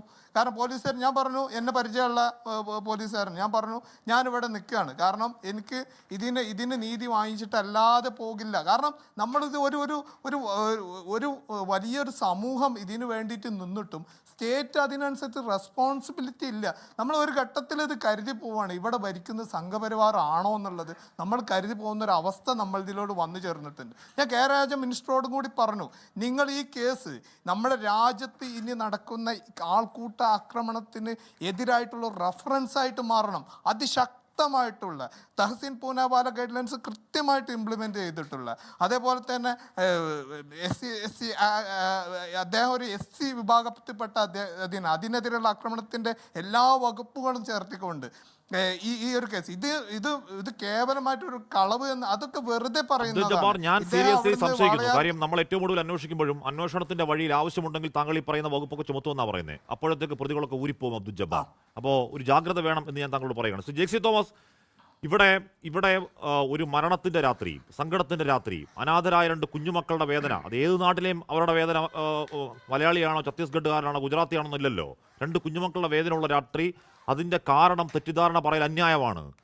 ഇനി വാദത്തിന് അങ്ങനെ തെറ്റിദ്ധാരണ ഉണ്ടെന്നിരിക്കട്ടെ, ജയിക്ക് അടികൊണ്ട് അവശനായി എഴുന്നേറ്റ് പോകാനാവാതെ അങ്ങേയറ്റം ദൈന്യമായ കണ്ണുകളോടെ താഴെയിരിക്കുന്ന ഒരു മനുഷ്യനെ പിന്നെയും അടിക്കാൻ മനുഷ്യരായി പിറന്നവർ കഴിയുന്നത് എങ്ങനെയാണ് ജയിക്ക്? എങ്ങനെ കഴിയുന്നത്? തീർച്ചയായിട്ടും ആ ചോദ്യം പക്ഷേ ഈ കേസിലെ കൊലപാതകികൾക്ക് വക്കാലത്തെടുക്കാൻ ആരെങ്കിലും ഈ ചർച്ചയിൽ ശ്രമിച്ചിട്ടുണ്ടെങ്കിൽ അവരോട് ചോദിക്കേണ്ട ചോദ്യമാണ്. ഇരിക്കട്ടെ, ഞാൻ ആ മറുപടിയിലേക്ക് വരാം. ഈ ചർച്ചയുടെ തുടക്കഘട്ടം അങ്ങ് ശ്രദ്ധിച്ചിട്ടുണ്ടാകും. ഞാൻ കേരളത്തിൽ പ്രവർത്തിക്കുന്ന ഏതെങ്കിലും ഒരു സവിശേഷ രാഷ്ട്രീയ പ്രസ്ഥാനത്തിന്റെ പേരെടുത്ത് പരാമർശിച്ചിട്ടില്ല. കാരണം ഏതെങ്കിലും ഒരു കക്ഷി രാഷ്ട്രീയത്തിന്റെ പേരെടുത്ത് പരാമർശിച്ച് ചർച്ച ചെയ്ത് തുടങ്ങി അവസാനിപ്പിക്കേണ്ട ഒരു പ്രശ്നമല്ല. ഇതൊരു ആൾക്കൂട്ട മനഃശാസ്ത്രത്തിന്റെ പ്രശ്നമാണ്. ആ മനഃശാസ്ത്രമുള്ളവർ നാളെ ഏതൊരു തരത്തിലുള്ള രാഷ്ട്രീയ പാർട്ടിയിലും ചിലപ്പോൾ പ്രവർത്തിച്ചേക്കാം. അതുകൊണ്ട് ഞാൻ ആവർത്തിച്ച് പറയുന്നത് ഒരു കക്ഷി രാഷ്ട്രീയ പ്രശ്നമല്ല. പക്ഷേ അത് സംസാരിച്ച് വരവെ സംഘപരിവാർ പ്രതിനിധി അദ്ദേഹം ഈ കേസിൽ ഇത്തരത്തിൽ അവിടുത്തെ ചില ആളുകൾ പറയുന്നു ഇങ്ങനെയൊരു മോഷണക്കുറ്റത്തിന് സാധ്യതയുണ്ട്, ആ മോഷണക്കുറ്റത്തെ സംബന്ധിച്ച് തിരക്കി വന്നപ്പോഴല്ലേ എന്ന് പറഞ്ഞപ്പോൾ എനിക്ക് സഹി കിട്ടുകൊണ്ട് ഞാൻ ഇടപെട്ടു. അങ്ങയും ഞാനും തമ്മിൽ കടുത്ത രാഷ്ട്രീയ വിയോജിപ്പുണ്ടായിരിക്കാം. പക്ഷെ അങ്ങയുടെ ഏതെങ്കിലും ഒരു ചർച്ചയിൽ തുടക്കഘട്ടത്തിൽ ഓവർലാപ്പ് ചെയ്തുകൊണ്ട് അങ്ങയുടെ അനുമതിയില്ലാതെ അങ്ങയുടെ ശ്രദ്ധ ക്ഷണിക്കേണ്ട ഒരു ഗതികേട് എനിക്ക് ഉണ്ടായിട്ടുണ്ടോ? ഉണ്ടായിട്ടില്ല. എന്തുകൊണ്ട് എനിക്ക് പറയേണ്ടതായിട്ട് വരുന്നു? ഞാൻ പറയുന്നു, രാംഗോപാലിനെ ഈ രാമിനെ ഞാൻ കണ്ടിട്ടില്ല. എന്റെയും അങ്ങയുടെയും അനുഭവങ്ങളിൽ പരിസരങ്ങളിൽ ഇദ്ദേഹം ഉണ്ടായിരുന്നില്ല. പക്ഷെ എന്താണ്, നമുക്കൊക്കെ ഈ സമയത്ത് ഉള്ളുപടയും, നമുക്കൊക്കെ ഈ സമയത്ത് ഹൃദയമൊന്ന് വിങ്ങും. എന്തുകൊണ്ട് വിങ്ങും? അടിസ്ഥാനപരമായി നമ്മളൊക്കെ മനുഷ്യരാണ്, ആർദ്രതയുള്ള മനുഷ്യന്മാരാണ്. അപ്പോൾ നമ്മൾ എന്ത് ചെയ്യില്ല? ആരാണ് പ്രതികളെങ്കിലും അവരുടെ മറ്റ് ആരോപണങ്ങളിലേക്കോ ആ ആരോപണങ്ങളെ കാർക്കാസിന് വിലയുള്ളതെങ്കിലും ഇല്ലാത്തതെങ്കിലും അതിനെ ഒന്ന് സ്പർശിക്കാൻ പോലും നമ്മൾ നിൽക്കില്ല. പക്ഷെ ഇവിടെ നിർഭാഗ്യവശാൽ ഞാൻ അങ്ങനെ ഇടപെട്ടു. ഈ രാത്രിയിലെങ്കിലും ഈ ന്യായവാദത്തിന് അങ്ങയുടെ ചർച്ചയിൽ ഇടം കൊടുക്കരുത്. ഞാൻ അദ്ദേഹത്തോടല്ല പറഞ്ഞത്, അദ്ദേഹം എന്തും പറഞ്ഞുകൊള്ളട്ടെ, അത് അദ്ദേഹത്തിന്റെ അവകാശം, അദ്ദേഹത്തിന്റെ രാഷ്ട്രീയ നിലവാരം. ഞാൻ അങ്ങയോട് അഭ്യർത്ഥിച്ചു, ഈ രാത്രിയിൽ ഈ മണിക്കൂറിലെങ്കിലും ഇത്തരം ന്യായവാദങ്ങൾക്ക് അങ്ങയുടെ ചർച്ചയിൽ ഇടം കൊടുക്കരുത്. അപ്പൊ അദ്ദേഹം പറയുന്നത് എന്താണ്? ഈ പിടിക്കപ്പെട്ട പേരുകാരിൽ ഒരുവൻ ഇടതുപക്ഷ രാഷ്ട്രീയത്തോട് ചായ്വുള്ള തൊഴിലാളി സംഘടന അംഗമാണ്, അതുകൊണ്ട് ഞാൻ തുള്ളരുത് എന്ന് 3 തവണ അദ്ദേഹം ആക്രോശിച്ചു. ബഹുമാനിയായ BJP നേതാവേ, അങ്ങ് പറയുമ്പോൾ തുള്ളാനും തുള്ളാതിരിക്കാനും RSSന്റെ ആഫീസിൽ നിന്ന് എല്ലും കഷ്ണം കടിച്ചു തൂങ്ങി ചെയ്യുന്നവന്മാരുണ്ടാകും. ആ തുള്ളലും തുള്ളാതിരിക്കലിന്റെയും തിട്ടൂര് ആ ആഫീസിൽ പറഞ്ഞാൽ മതി. 24 ന്യൂസ് പോലെ മനുഷ്യർ കാണുന്ന ഒരു ചർച്ചയുടെ ഫ്ലോറിൽ വന്നിട്ട് അങ്ങയുടെ അക്രോശവും തിട്ടൂരും ഒന്നും ഇങ്ങോട്ട് ഇറക്കാൻ നിൽക്കണ്ട. ഇങ്ങോട്ട് ഇറക്കാൻ നിന്നാൽ അത് കയ്യിൽ വെക്കാൻ എനിക്ക് തിരിച്ചു പറയേണ്ടതായിട്ട് വരും. പിന്നെ ആ ന്യായവാദത്തിന്റെ പ്രത്യേകത എന്താ? ആങ്കർ ഈ ന്യായവാദം ചരിത്രത്തിന്റെ ഭൂതകാലങ്ങളിൽ കേട്ടിട്ടില്ലേ? നമ്മുടെ ന്യൂഡൽഹിയിൽ നിർഭയ കാൽപ്പനികമായ പേരാണ്. ആ പെൺകുട്ടി ബലാത്കാരം ചെയ്യപ്പെട്ടു എന്ന വാർത്ത കേട്ട് ഇന്ത്യൻ ചരിത്രത്തിൽ ആദ്യമായി റെയ്സീന കുന്നുകളിലേക്ക് പ്രക്ഷോഭകാരികൾ ഇരമ്പിയാർത്തു. പ്രസിഡന്റിന്റെ കൊട്ടാരം കയ്യേറുന്നിടത്തോളം എത്തി. എന്തുകൊണ്ടെത്തി എന്ന് ചോദിക്കുമ്പോൾ ഇതേ മനസ്സുള്ള നമ്മുടെ നാട്ടിലെ അധമ സംഘം എന്ന് പറഞ്ഞത് എന്താണ്? എന്തിനു വേണ്ടിയിട്ടാണ് നിർഭയ രാത്രിയിൽ ഒറ്റയ്ക്ക് സഞ്ചരിച്ചത് എന്നുള്ളത്. ഇതേ മനുഷ്യന്മാർ നമ്മുടെ നാട്ടിലും ഉണ്ടായിരുന്നു. അർദ്ധരാത്രിയിൽ സൂര്യനെല്ലി പെൺകുട്ടിയെ നമ്മുടെ നാട്ടിലെ പുകിൾപ്പറ്റ രാഷ്ട്രീയ പാരമ്പര്യമുള്ള നേതാക്കന്മാർ ചേർന്ന് പിച്ച് ചീന്തുന്ന സമയത്ത് ആ സൂര്യനെല്ലി പെൺകുട്ടിക്ക് വേണ്ടി കേരളത്തിന്റെ രോഷം തിളച്ചു മറിഞ്ഞു. അപ്പൊ കേരളത്തിലെ പുകിൾപ്പറ്റ രാഷ്ട്രീയം അലങ്കരിക്കുന്ന മാന്യന്മാർ ചോദിച്ചത് എന്തിനു വേണ്ടിയിട്ടാണ് രാത്രി കോട്ടയം KSRTC ബസ് സ്റ്റാൻഡിൽ നിന്നും ഈ പെൺകുട്ടി ആരെ കാണാൻ പോയി? അതേ ന്യായവാദത്തിന്റെ ദംഷ്ട്രയാണ് ഇപ്പോഴാ ഇവിടെ തൊട്ടു മുമ്പ് വന്നിരുന്ന മനുഷ്യരിൽ നിന്നും പുറങ്ങുന്നത്. അവിടെ സ്ത്രീകൾ ഉണ്ടായിരുന്നു. സ്ത്രീകൾ ചേർന്ന് ആൾക്കൂട്ടാക്രമണം നടത്തുമ്പോൾ ആ ആൾക്കൂട്ടാക്രമണത്തിന് ഉപോത്ബലകമായ ഒരു മോഷണ ആരോപണമുണ്ട്. ആ ആരോപണത്തെ നമ്മൾ കാണാതിരിക്കല്ലേ എന്ന് പറയുമ്പോൾ ഈ ദംഷ്ട്ര ഇപ്പോഴുള്ളതല്ല. 2025 ഈ രാമന്റെ പേരുള്ള ഈ മനുഷ്യനെ കൊന്നുകളഞ്ഞപ്പോഴുള്ളതല്ല. അത് കേരളത്തിൽ സൂര്യനെല്ലിയിൽ നമ്മൾ കേട്ടിട്ടുണ്ട്, രാജ്യതലസ്ഥാനത്ത് നിർഭയയിൽ നമ്മൾ കേട്ടിട്ടുണ്ട്, അക്കലക്കിൽ നമ്മൾ കേട്ടിട്ടുണ്ട്. അങ്ങനെ ഇന്ത്യയുടെ കേരളത്തിന്റെ എത്രയോ ചരിത്രഘട്ടങ്ങളിൽ ഈ പിച്ചിച്ചീൻ തന്നെ അനുകൂലിക്കാൻ വന്ന എല്ലാ നരാധവന്മാർക്കുമുള്ള ആ ദംഷ്ട്രയാണ് ഇപ്പോൾ നമ്മൾ കേട്ടത്. എന്നിട്ട് പ്രത്യേകത എന്താണ്? കോൺഗ്രസ് പ്രതിനിധിയും അതേപോലെ തന്നെ ഞാൻ ആദരിക്കുന്ന ബഹുമാനിയനായ അഷ്റഫിന്റെ സഹോദരതുല്യനായ ബന്ധു പറയുന്നു, ഞങ്ങൾ ശങ്കിച്ചു പോകുന്നു, ഇത് സംഘപരിവാറിന് തുല്യമായ സ്റ്റേറ്റ് ആണോ? ഞാൻ ആവർത്തിച്ചു പറഞ്ഞു, കേരളത്തിന്റെ ഈ വിഷയമുണ്ടായി 4ാം ദിവസം കേരളത്തിന്റെ റവന്യൂ മന്ത്രിയുടെ സ്റ്റേറ്റ്മെന്റ് എന്താണ്? 2023 പൂനെവാല കേസിലെ അതേ നടപടിക്രമങ്ങൾ സ്വീകരിക്കാൻ കേരളത്തിന്റെ CS ചീഫ് സെക്രട്ടറിയെ ചുമതലപ്പെടുത്തിയിരിക്കുന്നു. SC/ST atrocity ചുമത്തും. അതോടൊപ്പം തന്നെ SIT രൂപീകരിക്കപ്പെട്ട് കഴിഞ്ഞിരിക്കുന്നു. ഈ 3 ആവശ്യങ്ങളും പൂർത്തീകരിക്കപ്പെട്ടു. ആദരണീയനായ പോലീസ് ഉദ്യോഗസ്ഥൻ സഹപാനലിസ്റ്റ് പറഞ്ഞതുപോലെ ആ കുടുംബം അർഹിക്കുന്ന നഷ്ടപരിഹാര തുക ഇതിനോടകം പ്രഖ്യാപിച്ചു. ഇനിയും അത് വർദ്ധിപ്പിക്കുമെന്ന് ക്യാബിനറ്റ് തീരുമാനിക്കാൻ വേണ്ടി പോകുകയാണ്. ഇതൊക്കെ പറയുമ്പോൾ നമ്മൾ മനസ്സിലാക്കേണ്ടത് ഇതൊരു സംഘപരിവാർ ആഭിമുഖ്യമുള്ള സ്റ്റേറ്റ് ആണോ? അഷ്റഫിന്റെ സഹോദരനുല്യനായ കേരളീയനായ അങ്ങെങ്കിലും ഓർക്കണ്ടേ? ഞാനത് പറയാനിരുന്നതാണോ? അങ്ങയുടെ സഹോദരൻ, ആ വാർത്ത ഞാൻ കേൾക്കുന്നത് എൻ്റെ ഓർമ്മ ശരിയെങ്കിൽ ഒരു ഞായറാഴ്ച ഏപ്രിൽ മാസം 27 അതിനുശേഷം 4 ദിവസം പിന്നിട്ടു. ഇതേ 4 ദിവസം ആങ്കർ ഓർമ്മിക്കണം എന്തായിരുന്നു വർഗീയ വിരുദ്ധ രാഷ്ട്രീയം കൈകാര്യം ചെയ്യുന്നു എന്ന് ഞാനും അങ്ങയും കരുതുന്ന കർണാടകയിലെ കോൺഗ്രസ്സുകാരനായ മുഖ്യമന്ത്രിയുടെ സ്റ്റേറ്റ്മെന്റ് എന്തായിരുന്നു? ഞാൻ അങ്ങയുടെ PCR ടീമിന് അയച്ചു തന്നിട്ടുണ്ട്. എന്തായിരുന്നു statement? Chief Minister Siddaramaiah, who was reprimanded by party high command over his comment on Pahalgam attack. എന്ന് വെച്ചാൽ ഹൈക്കമാൻഡിനാൽ പെഹൽഗാം അറ്റാക്കിൽ ഭൂരിപക്ഷ രൂപീകരണത്തെ സഹായിക്കുന്ന പ്രസ്താവന നടത്തിയതിന്റെ പേരിൽ താക്കീത് ചെയ്യപ്പെട്ട അതേ സിദ്ധരാമയ്യ പറയുന്നു, has reacted to the lynching in Mangaluru saying shouting pro-Pakistan slogans amounts to treason. എന്താ പറഞ്ഞത്? 4 ദിവസം ഈ അഷ്റഫ് മരിച്ച് 4-ാം ദിവസം കർണാടകയിലെ കോൺഗ്രസ് മുഖ്യമന്ത്രി പറയുന്നു പാകിസ്ഥാൻ അനുകൂല മുദ്രാവാക്യം വിളിച്ചതിന്റെ പേരിലാണ് ഈ മലയാളിയായ അഷ്റഫ് കൊല്ലപ്പെട്ടത്. അവിടുത്തെ ആഭ്യന്തരമന്ത്രിയുടെ പേരെന്താണ്? ജി പരമേശ്വരൻ. എന്തായിരുന്നു? G Parameswaran to focus on the അലീഗ് slogans in response to the lynching. അതായത് കോൺഗ്രസ്സുകാരനായ 2025 കർണാടകയിലെ മുഖ്യമന്ത്രിയും ജി പരമേശ്വരൻ എന്ന ആഭ്യന്തരമന്ത്രിയും പറയുന്നു പാകിസ്ഥാൻ അനുകൂല മുദ്രാവാക്യം വിളിച്ചതിന്റെ പേരിലാണ് മലയാളിയായ അഷ്റഫിനെ തല്ലിക്കൊന്നത് എന്ന്. അല്ലേ? കർണാടകയിലെ ലാദനാണോ സിദ്ധരാമയ്യ? കർണാടകയിലെ ബാബു ബജരംഗിയാണോ ജി പരമേശ്വരൻ?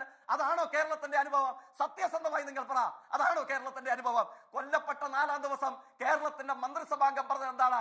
2023 പൂനെവാല കേസിലെ നടപടിയെടുക്കാൻ ചീഫ് സെക്രട്ടറി IAS ചുമതലപ്പെടുത്തുന്നു.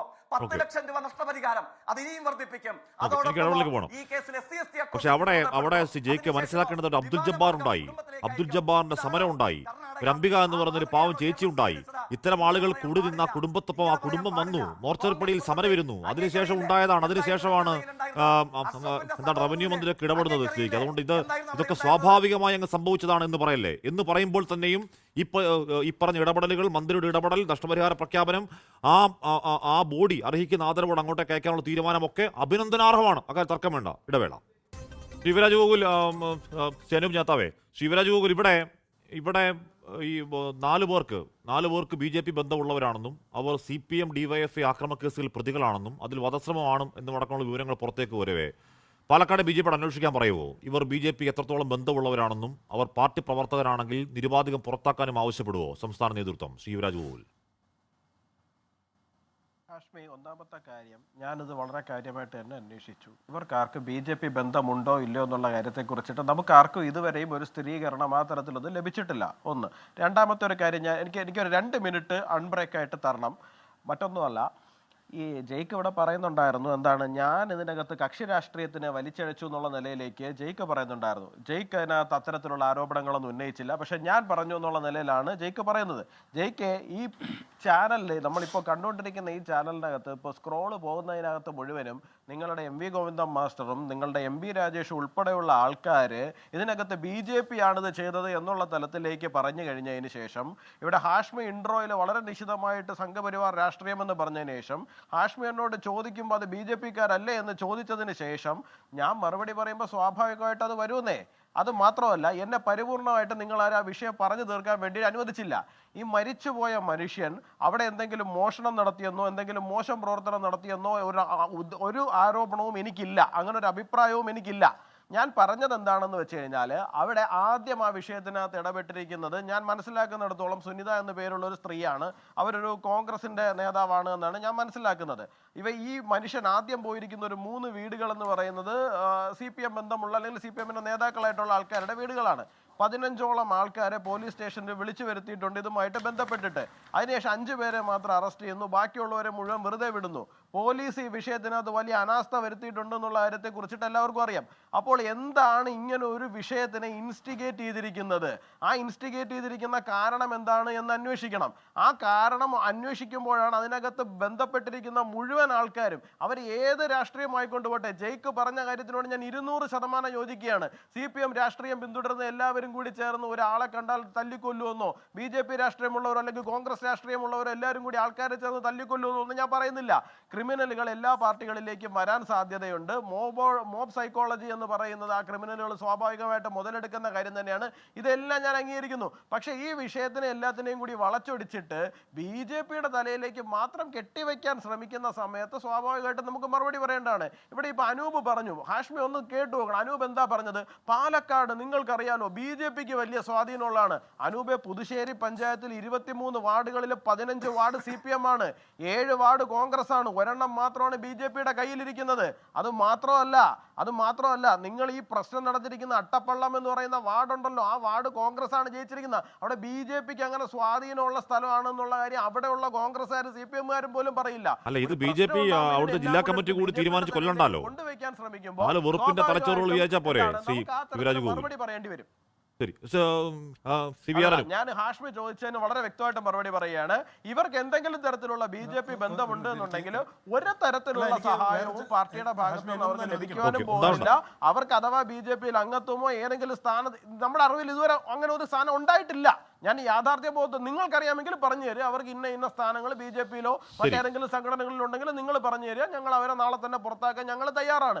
അതിനകത്ത് ഞങ്ങളുടെ അറിവിൽ ഇവരെന്തായാലും ഞങ്ങളുടെ സജീവമായിട്ട് ഞങ്ങൾക്കൊപ്പം നിൽക്കുന്ന ആൾക്കാരല്ല.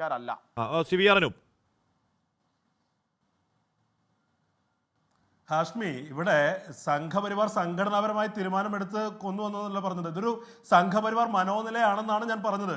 ഞാനതിൽ ഉറച്ചു നിൽക്കുകയാണ്. ജെയ്ക് സി തോമസിന് അത് പറയുന്നതിന് ഇപ്പോഴത്തെ സാഹചര്യത്തിൽ ബുദ്ധിമുട്ടുണ്ടാകും. പക്ഷേ ആ CIT-കാരൻ അതിൽ പങ്കാളിയായത് യാദൃശ്ചികമാണ് എന്ന് ഞാൻ കരുതുന്നില്ല. ഈ വിജയരാഘവനെ പോലുള്ള ആളുകളുടെ പ്രസംഗം കേട്ടിട്ടാ, വെള്ളാപ്പള്ളി നടേശനെ പോലുള്ള ആളുകളുടെ വിദ്വേഷ പ്രസംഗം കേട്ടിട്ടാ ഈ ആൾക്കൂട്ടം അവിടെ ഉണ്ടായത് യാദൃശ്ചികമല്ലെന്നേ. ഇവിടെ കർണാടകത്തിലെ കാര്യങ്ങളൊക്കെ പറഞ്ഞു. അഷ്റഫിന്റെ കാര്യത്തിലടക്കം ഉണ്ടായ അനുഭവങ്ങളുടെ പശ്ചാത്തലത്തിൽ കർണാടകം ഇപ്പോൾ ഒരു ബില്ല് അവതരിപ്പിക്കാൻ പോവാ. ഹേറ്റ് സ്പീച്ചിനെതിരെ ഒരു ബില്ല് അവതരിപ്പിക്കാൻ പോവാണെന്നേ. ഹേറ്റ് സ്പീച്ചിനെതിരെ കേരളത്തിൽ ബില്ല് പോയിട്ട് ഒരു FIR 60 വിദ്വേഷ വിരുദ്ധ പ്രസ്താവന നടത്തിയിട്ട് ഒരു കേസ് എടുത്തിട്ടുണ്ടോ ജെയ്ക് സി തോമസിന്റെ പാർട്ടി, ജെയ്ക് സി തോമസിന്റെ പോലീസ്?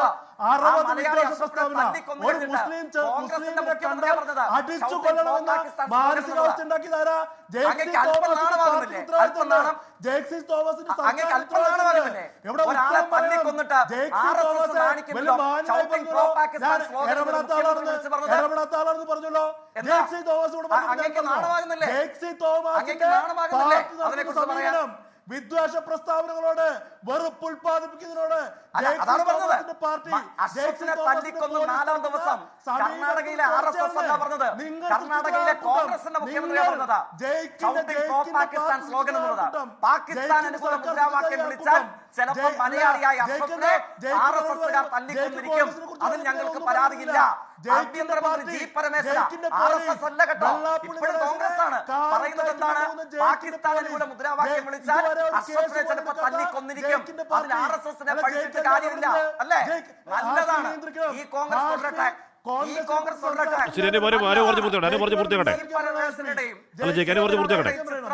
എടുത്തു വെച്ച് പൂജിക്കണം. ഞാൻ ജയിക്കും സംസാരിച്ച മിണ്ടിയ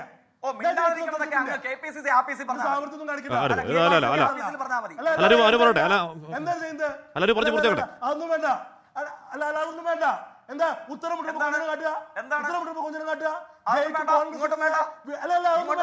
ജയിക്ക് കൈ വെച്ചാൽ മതി. ഞാന് AKG സെന്ററിൽ വന്നിരിക്കുന്നല്ല. ജയിക്ക് മര്യാദക്ക് സംസാരിക്കണം.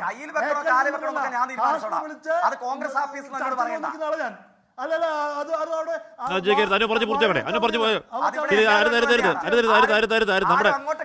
നമ്മുടെ കക്ഷി രാഷ്ട്രീയ തർക്കത്തിലേക്ക് പോലെ നമ്മുടെ നാട്ടിലേക്ക് ജോലി തേടി വന്ന ഒരു മനുഷ്യൻ അതിക്രൂരമായി കൊല ചെയ്യപ്പെട്ട് മോർച്ചറിയിൽ കിടക്കുന്ന രാത്രിയാണ്. കക്ഷി രാഷ്ട്രീയ തർക്കത്തിലേക്ക് പോലെ പറഞ്ഞു പൂർത്തിയാക്കൂ. ജയിക്ക് കോൺഗ്രസിനെ കുറിച്ച് പറഞ്ഞില്ലേ, ഞാൻ ഇടപെട്ടോ? ഇവിടെ ഞാൻ പറയുന്നത് എന്താ, ഈ ആൾക്കൂട്ടം സ്വയം ഉണ്ടായതല്ല, ഈ ആൾക്കൂട്ടം ഉണ്ടാക്കപ്പെട്ടതാണ്. ഇങ്ങനെ ഒരു മുസ്ലിമിനെ വഴിയിൽ കണ്ടാൽ അവന്റെ മതം ചോദിച്ച് അവനെ ആക്രമിക്കണം എന്നുള്ള ആൾക്കൂട്ട ബോധം ഉണ്ടാക്കിയതിൽ ഇവിടുത്തെ പോലീസിങ്ങിന് വിദ്വേഷ പ്രസ്താവനകൾ ഉണ്ടാകുമ്പോൾ നടപടിയെടുക്കാത്ത സർക്കാർ സംവിധാനത്തിന് അവർക്ക് പങ്കുണ്ട്. അതിന് ഉത്തരം പറഞ്ഞാൽ മതിയാവൂ. 60 വിദ്വേഷ അങ്ങനെ മുസ്ലിമിനെ കാണുമ്പോൾ തല്ലിക്കൊന്നു കഴിയുമ്പോൾ പാകിസ്ഥാൻ മുദ്രാവാക്യം വിളിച്ചു കാണുമെന്ന് പറയുന്നത് ആ മനോദര ഉണ്ടാക്കിയത് കർണാടകയിലെ കോൺഗ്രസ് ആണ്, ഇന്ത്യയിലെ കോൺഗ്രസ് ആണ്. അവരിൽ നിന്ന് ഊർജ്ജം കൊണ്ട് കാണും ആരെങ്കിലും. ജയിക്കും മിണ്ടാതിരിക്കണത്, ജയിക്കും മിണ്ടാതിരിക്കണം.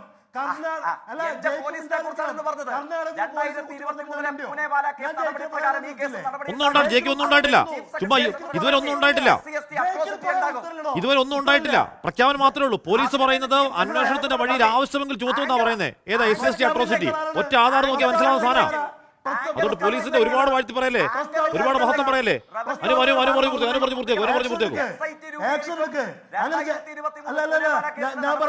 ഞാൻ പറയട്ടെ ജയിക്ക് ഈ കാണിക്കുന്നത് ജയിക്കിന് തിണ്ടമിടുക്കാണ്, തെമ്മാടത്തിലാണ് ജയിക്ക് കാണിക്കുന്നത്. കർണാടകത്തിൽ സർക്കാരിനെ കുറിച്ച് പറഞ്ഞപ്പോ ഞാൻ മിണ്ടാതെ കേട്ടിരുന്ന ആളാ. ജയിക്ക് ഇവിടെ കൈക്കടത്തി കാണിക്കണ്ട. അത് പോലീസ് ചെയ്യണ്ടേ, സംഘപരിവാറിനെ എതിർക്കാൻ അത് പോലീസ് ചെയ്യണ്ടേ തോമസ്, അല്ലാതെ റവന്യൂ മന്ത്രി പറഞ്ഞാൽ പറ്റുമോ?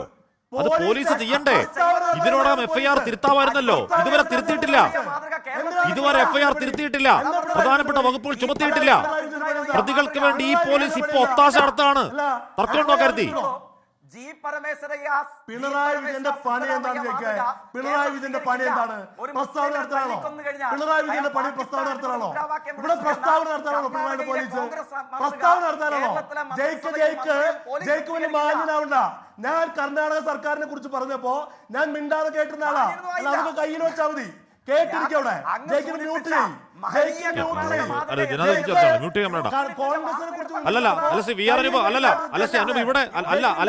പ്രതിപക്ഷത്തിന് അനൂപ് ഇവിടെ പ്രതിപക്ഷത്തിന് ഉത്തരവാദിത്തമുണ്ട്. ഒറ്റ മിനിറ്റ് അനൂപ് ഇവിടെ പ്രതിപക്ഷത്തിന് ഉത്തരവാദിത്തമുണ്ട്. ഒന്നാമത് കാര്യം, പ്രതിപക്ഷ നേതാവ് ഇതുവരെ അത് RSS കാരാണെന്ന് ബോധ്യം വന്നിട്ടില്ല. അദ്ദേഹം പറഞ്ഞ പോലീസ് പറയട്ടെ. ശരി, പോലീസ് പറയട്ടെ. ഇവിടെ പോലീസ് ഇതുവരെയുള്ള നടപടി നോക്കിയാൽ പോലീസ് ഈ പ്രതികൾക്ക് വേണ്ടി ഒത്താശ ചെയ്യുക, തർക്കം വേണ്ട. മന്ത്രി അങ്ങനെ പറഞ്ഞാലും മന്ത്രി പറയുന്ന കാര്യം ഈ പോലീസ് പാലിക്കുന്നുണ്ടോ, വകുപ്പ് ചുമത്തുന്നുണ്ടോ, അവർക്ക് നീതി കിട്ടുന്നുണ്ടോ എന്ന് നോക്കേണ്ടത് പ്രതിപക്ഷത്തിനോട് ഉത്തരവാദിത്തം, ജയിക്കിന് മാത്രം ഉത്തരവാദിത്തം അല്ലത്. CVR അനൂപ് അല്ല, അത്തരം വിമർശനങ്ങളോട് അഡ്രസ് ചെയ്യാൻ ഞങ്ങൾ തയ്യാറാണെന്നേ. ഇവിടെ അടിസ്ഥാനപരമായ പ്രശ്നം എന്താ? ഈ പറയേണ്ട ആളുകൾ, മന്ത്രിമാർ പ്രസ്താവന നടത്തുന്നുണ്ട്. പ്രസ്താവന നടത്താനല്ല ആഭ്യന്തരമന്ത്രി, ആക്ട് ചെയ്യാനാ. കേരളത്തിലെ പോലീസിന് ഇത്തരം വിഷയങ്ങളിൽ സമ്പൂർണ്ണ പരാജയമാണെന്നേ. ജയിക്കിലെ പോലുള്ള ആളുകൾ അന്തിച്ചർച്ചയിൽ വന്ന് ഞങ്ങൾ സംരക്ഷിക്കുന്നു എന്ന് പറഞ്ഞിട്ട് എന്താ കാര്യം?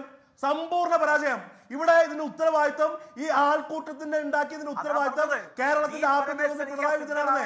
60 വിദ്വേഷ പ്രസ്താവനകൾ ഇറക്കിയിട്ടും നടപടിയെടുക്കാത്ത ഈ സർക്കാരിനാണെന്നേ. ശരി, നമ്മുടെ സമയം കഴിയാണ്. ഒരു കാര്യം യാഥാർത്ഥ്യമാണ്. ഇവിടെ മുഖ്യമന്ത്രി പിണറായി വിജയൻ പറഞ്ഞു, മന്ത്രി MP രാജേഷ് പറഞ്ഞു, ഏറ്റവും ഒടുവിൽ പ്രശംസനീയമായ ഇടപെടൽ റവന്യൂ മന്ത്രി ശ്രീ K രാജൻ നടത്തി. ഒക്കെ ശരിയാണ്, അതിന് അവർക്ക് അഭിനന്ദനങ്ങൾ. പക്ഷേ ഇപ്പോഴും പോലീസ് ആക്ട് ചെയ്തിട്ടില്ല. ഈ പറയുന്ന രീതിയിൽ ആൾക്കൂട്ട കൊലപാതകമാണെന്ന് പോലീസിന് ഇപ്പോഴും ബോധ്യപ്പെട്ടിട്ടില്ല. ഈ കൊല്ലപ്പെട്ട രാമനാരായണൻ എന്ന് പറയുന്ന ആൾ SC അട്രോസിറ്റീസ് ആക്ട് വകുപ്പെടുത്ത് കേസെടുക്കണമെന്ന് പറയുന്നത് ആ കേസിന് ബലം കിട്ടാനാണ് എന്ന് പറഞ്ഞാൽ അതുപോലും പോലീസിന് ഇത് ബോധ്യപ്പെട്ടിട്ടില്ല. പോലീസ് ഈ കളിക്കുന്ന കളി ഈ കേസിലെ പ്രതികളെ രക്ഷപ്പെടുത്താനുള്ള കളിയാണ്. ആ കളി എന്തിനു വേണ്ടിയാണെന്ന് അറിയില്ല. ആ കളി സർക്കാർ അനുവദിച്ചു കൊടുത്തുകൂടാ. എൻകൗണ്ടർ പൂർണ്ണമാകുന്ന ചർച്ചയിൽ പങ്കെടുത്ത എല്ലാവർക്കും നന്ദി. പ്രിയ പ്രേക്ഷകർക്ക് ശുഭരാത്രി.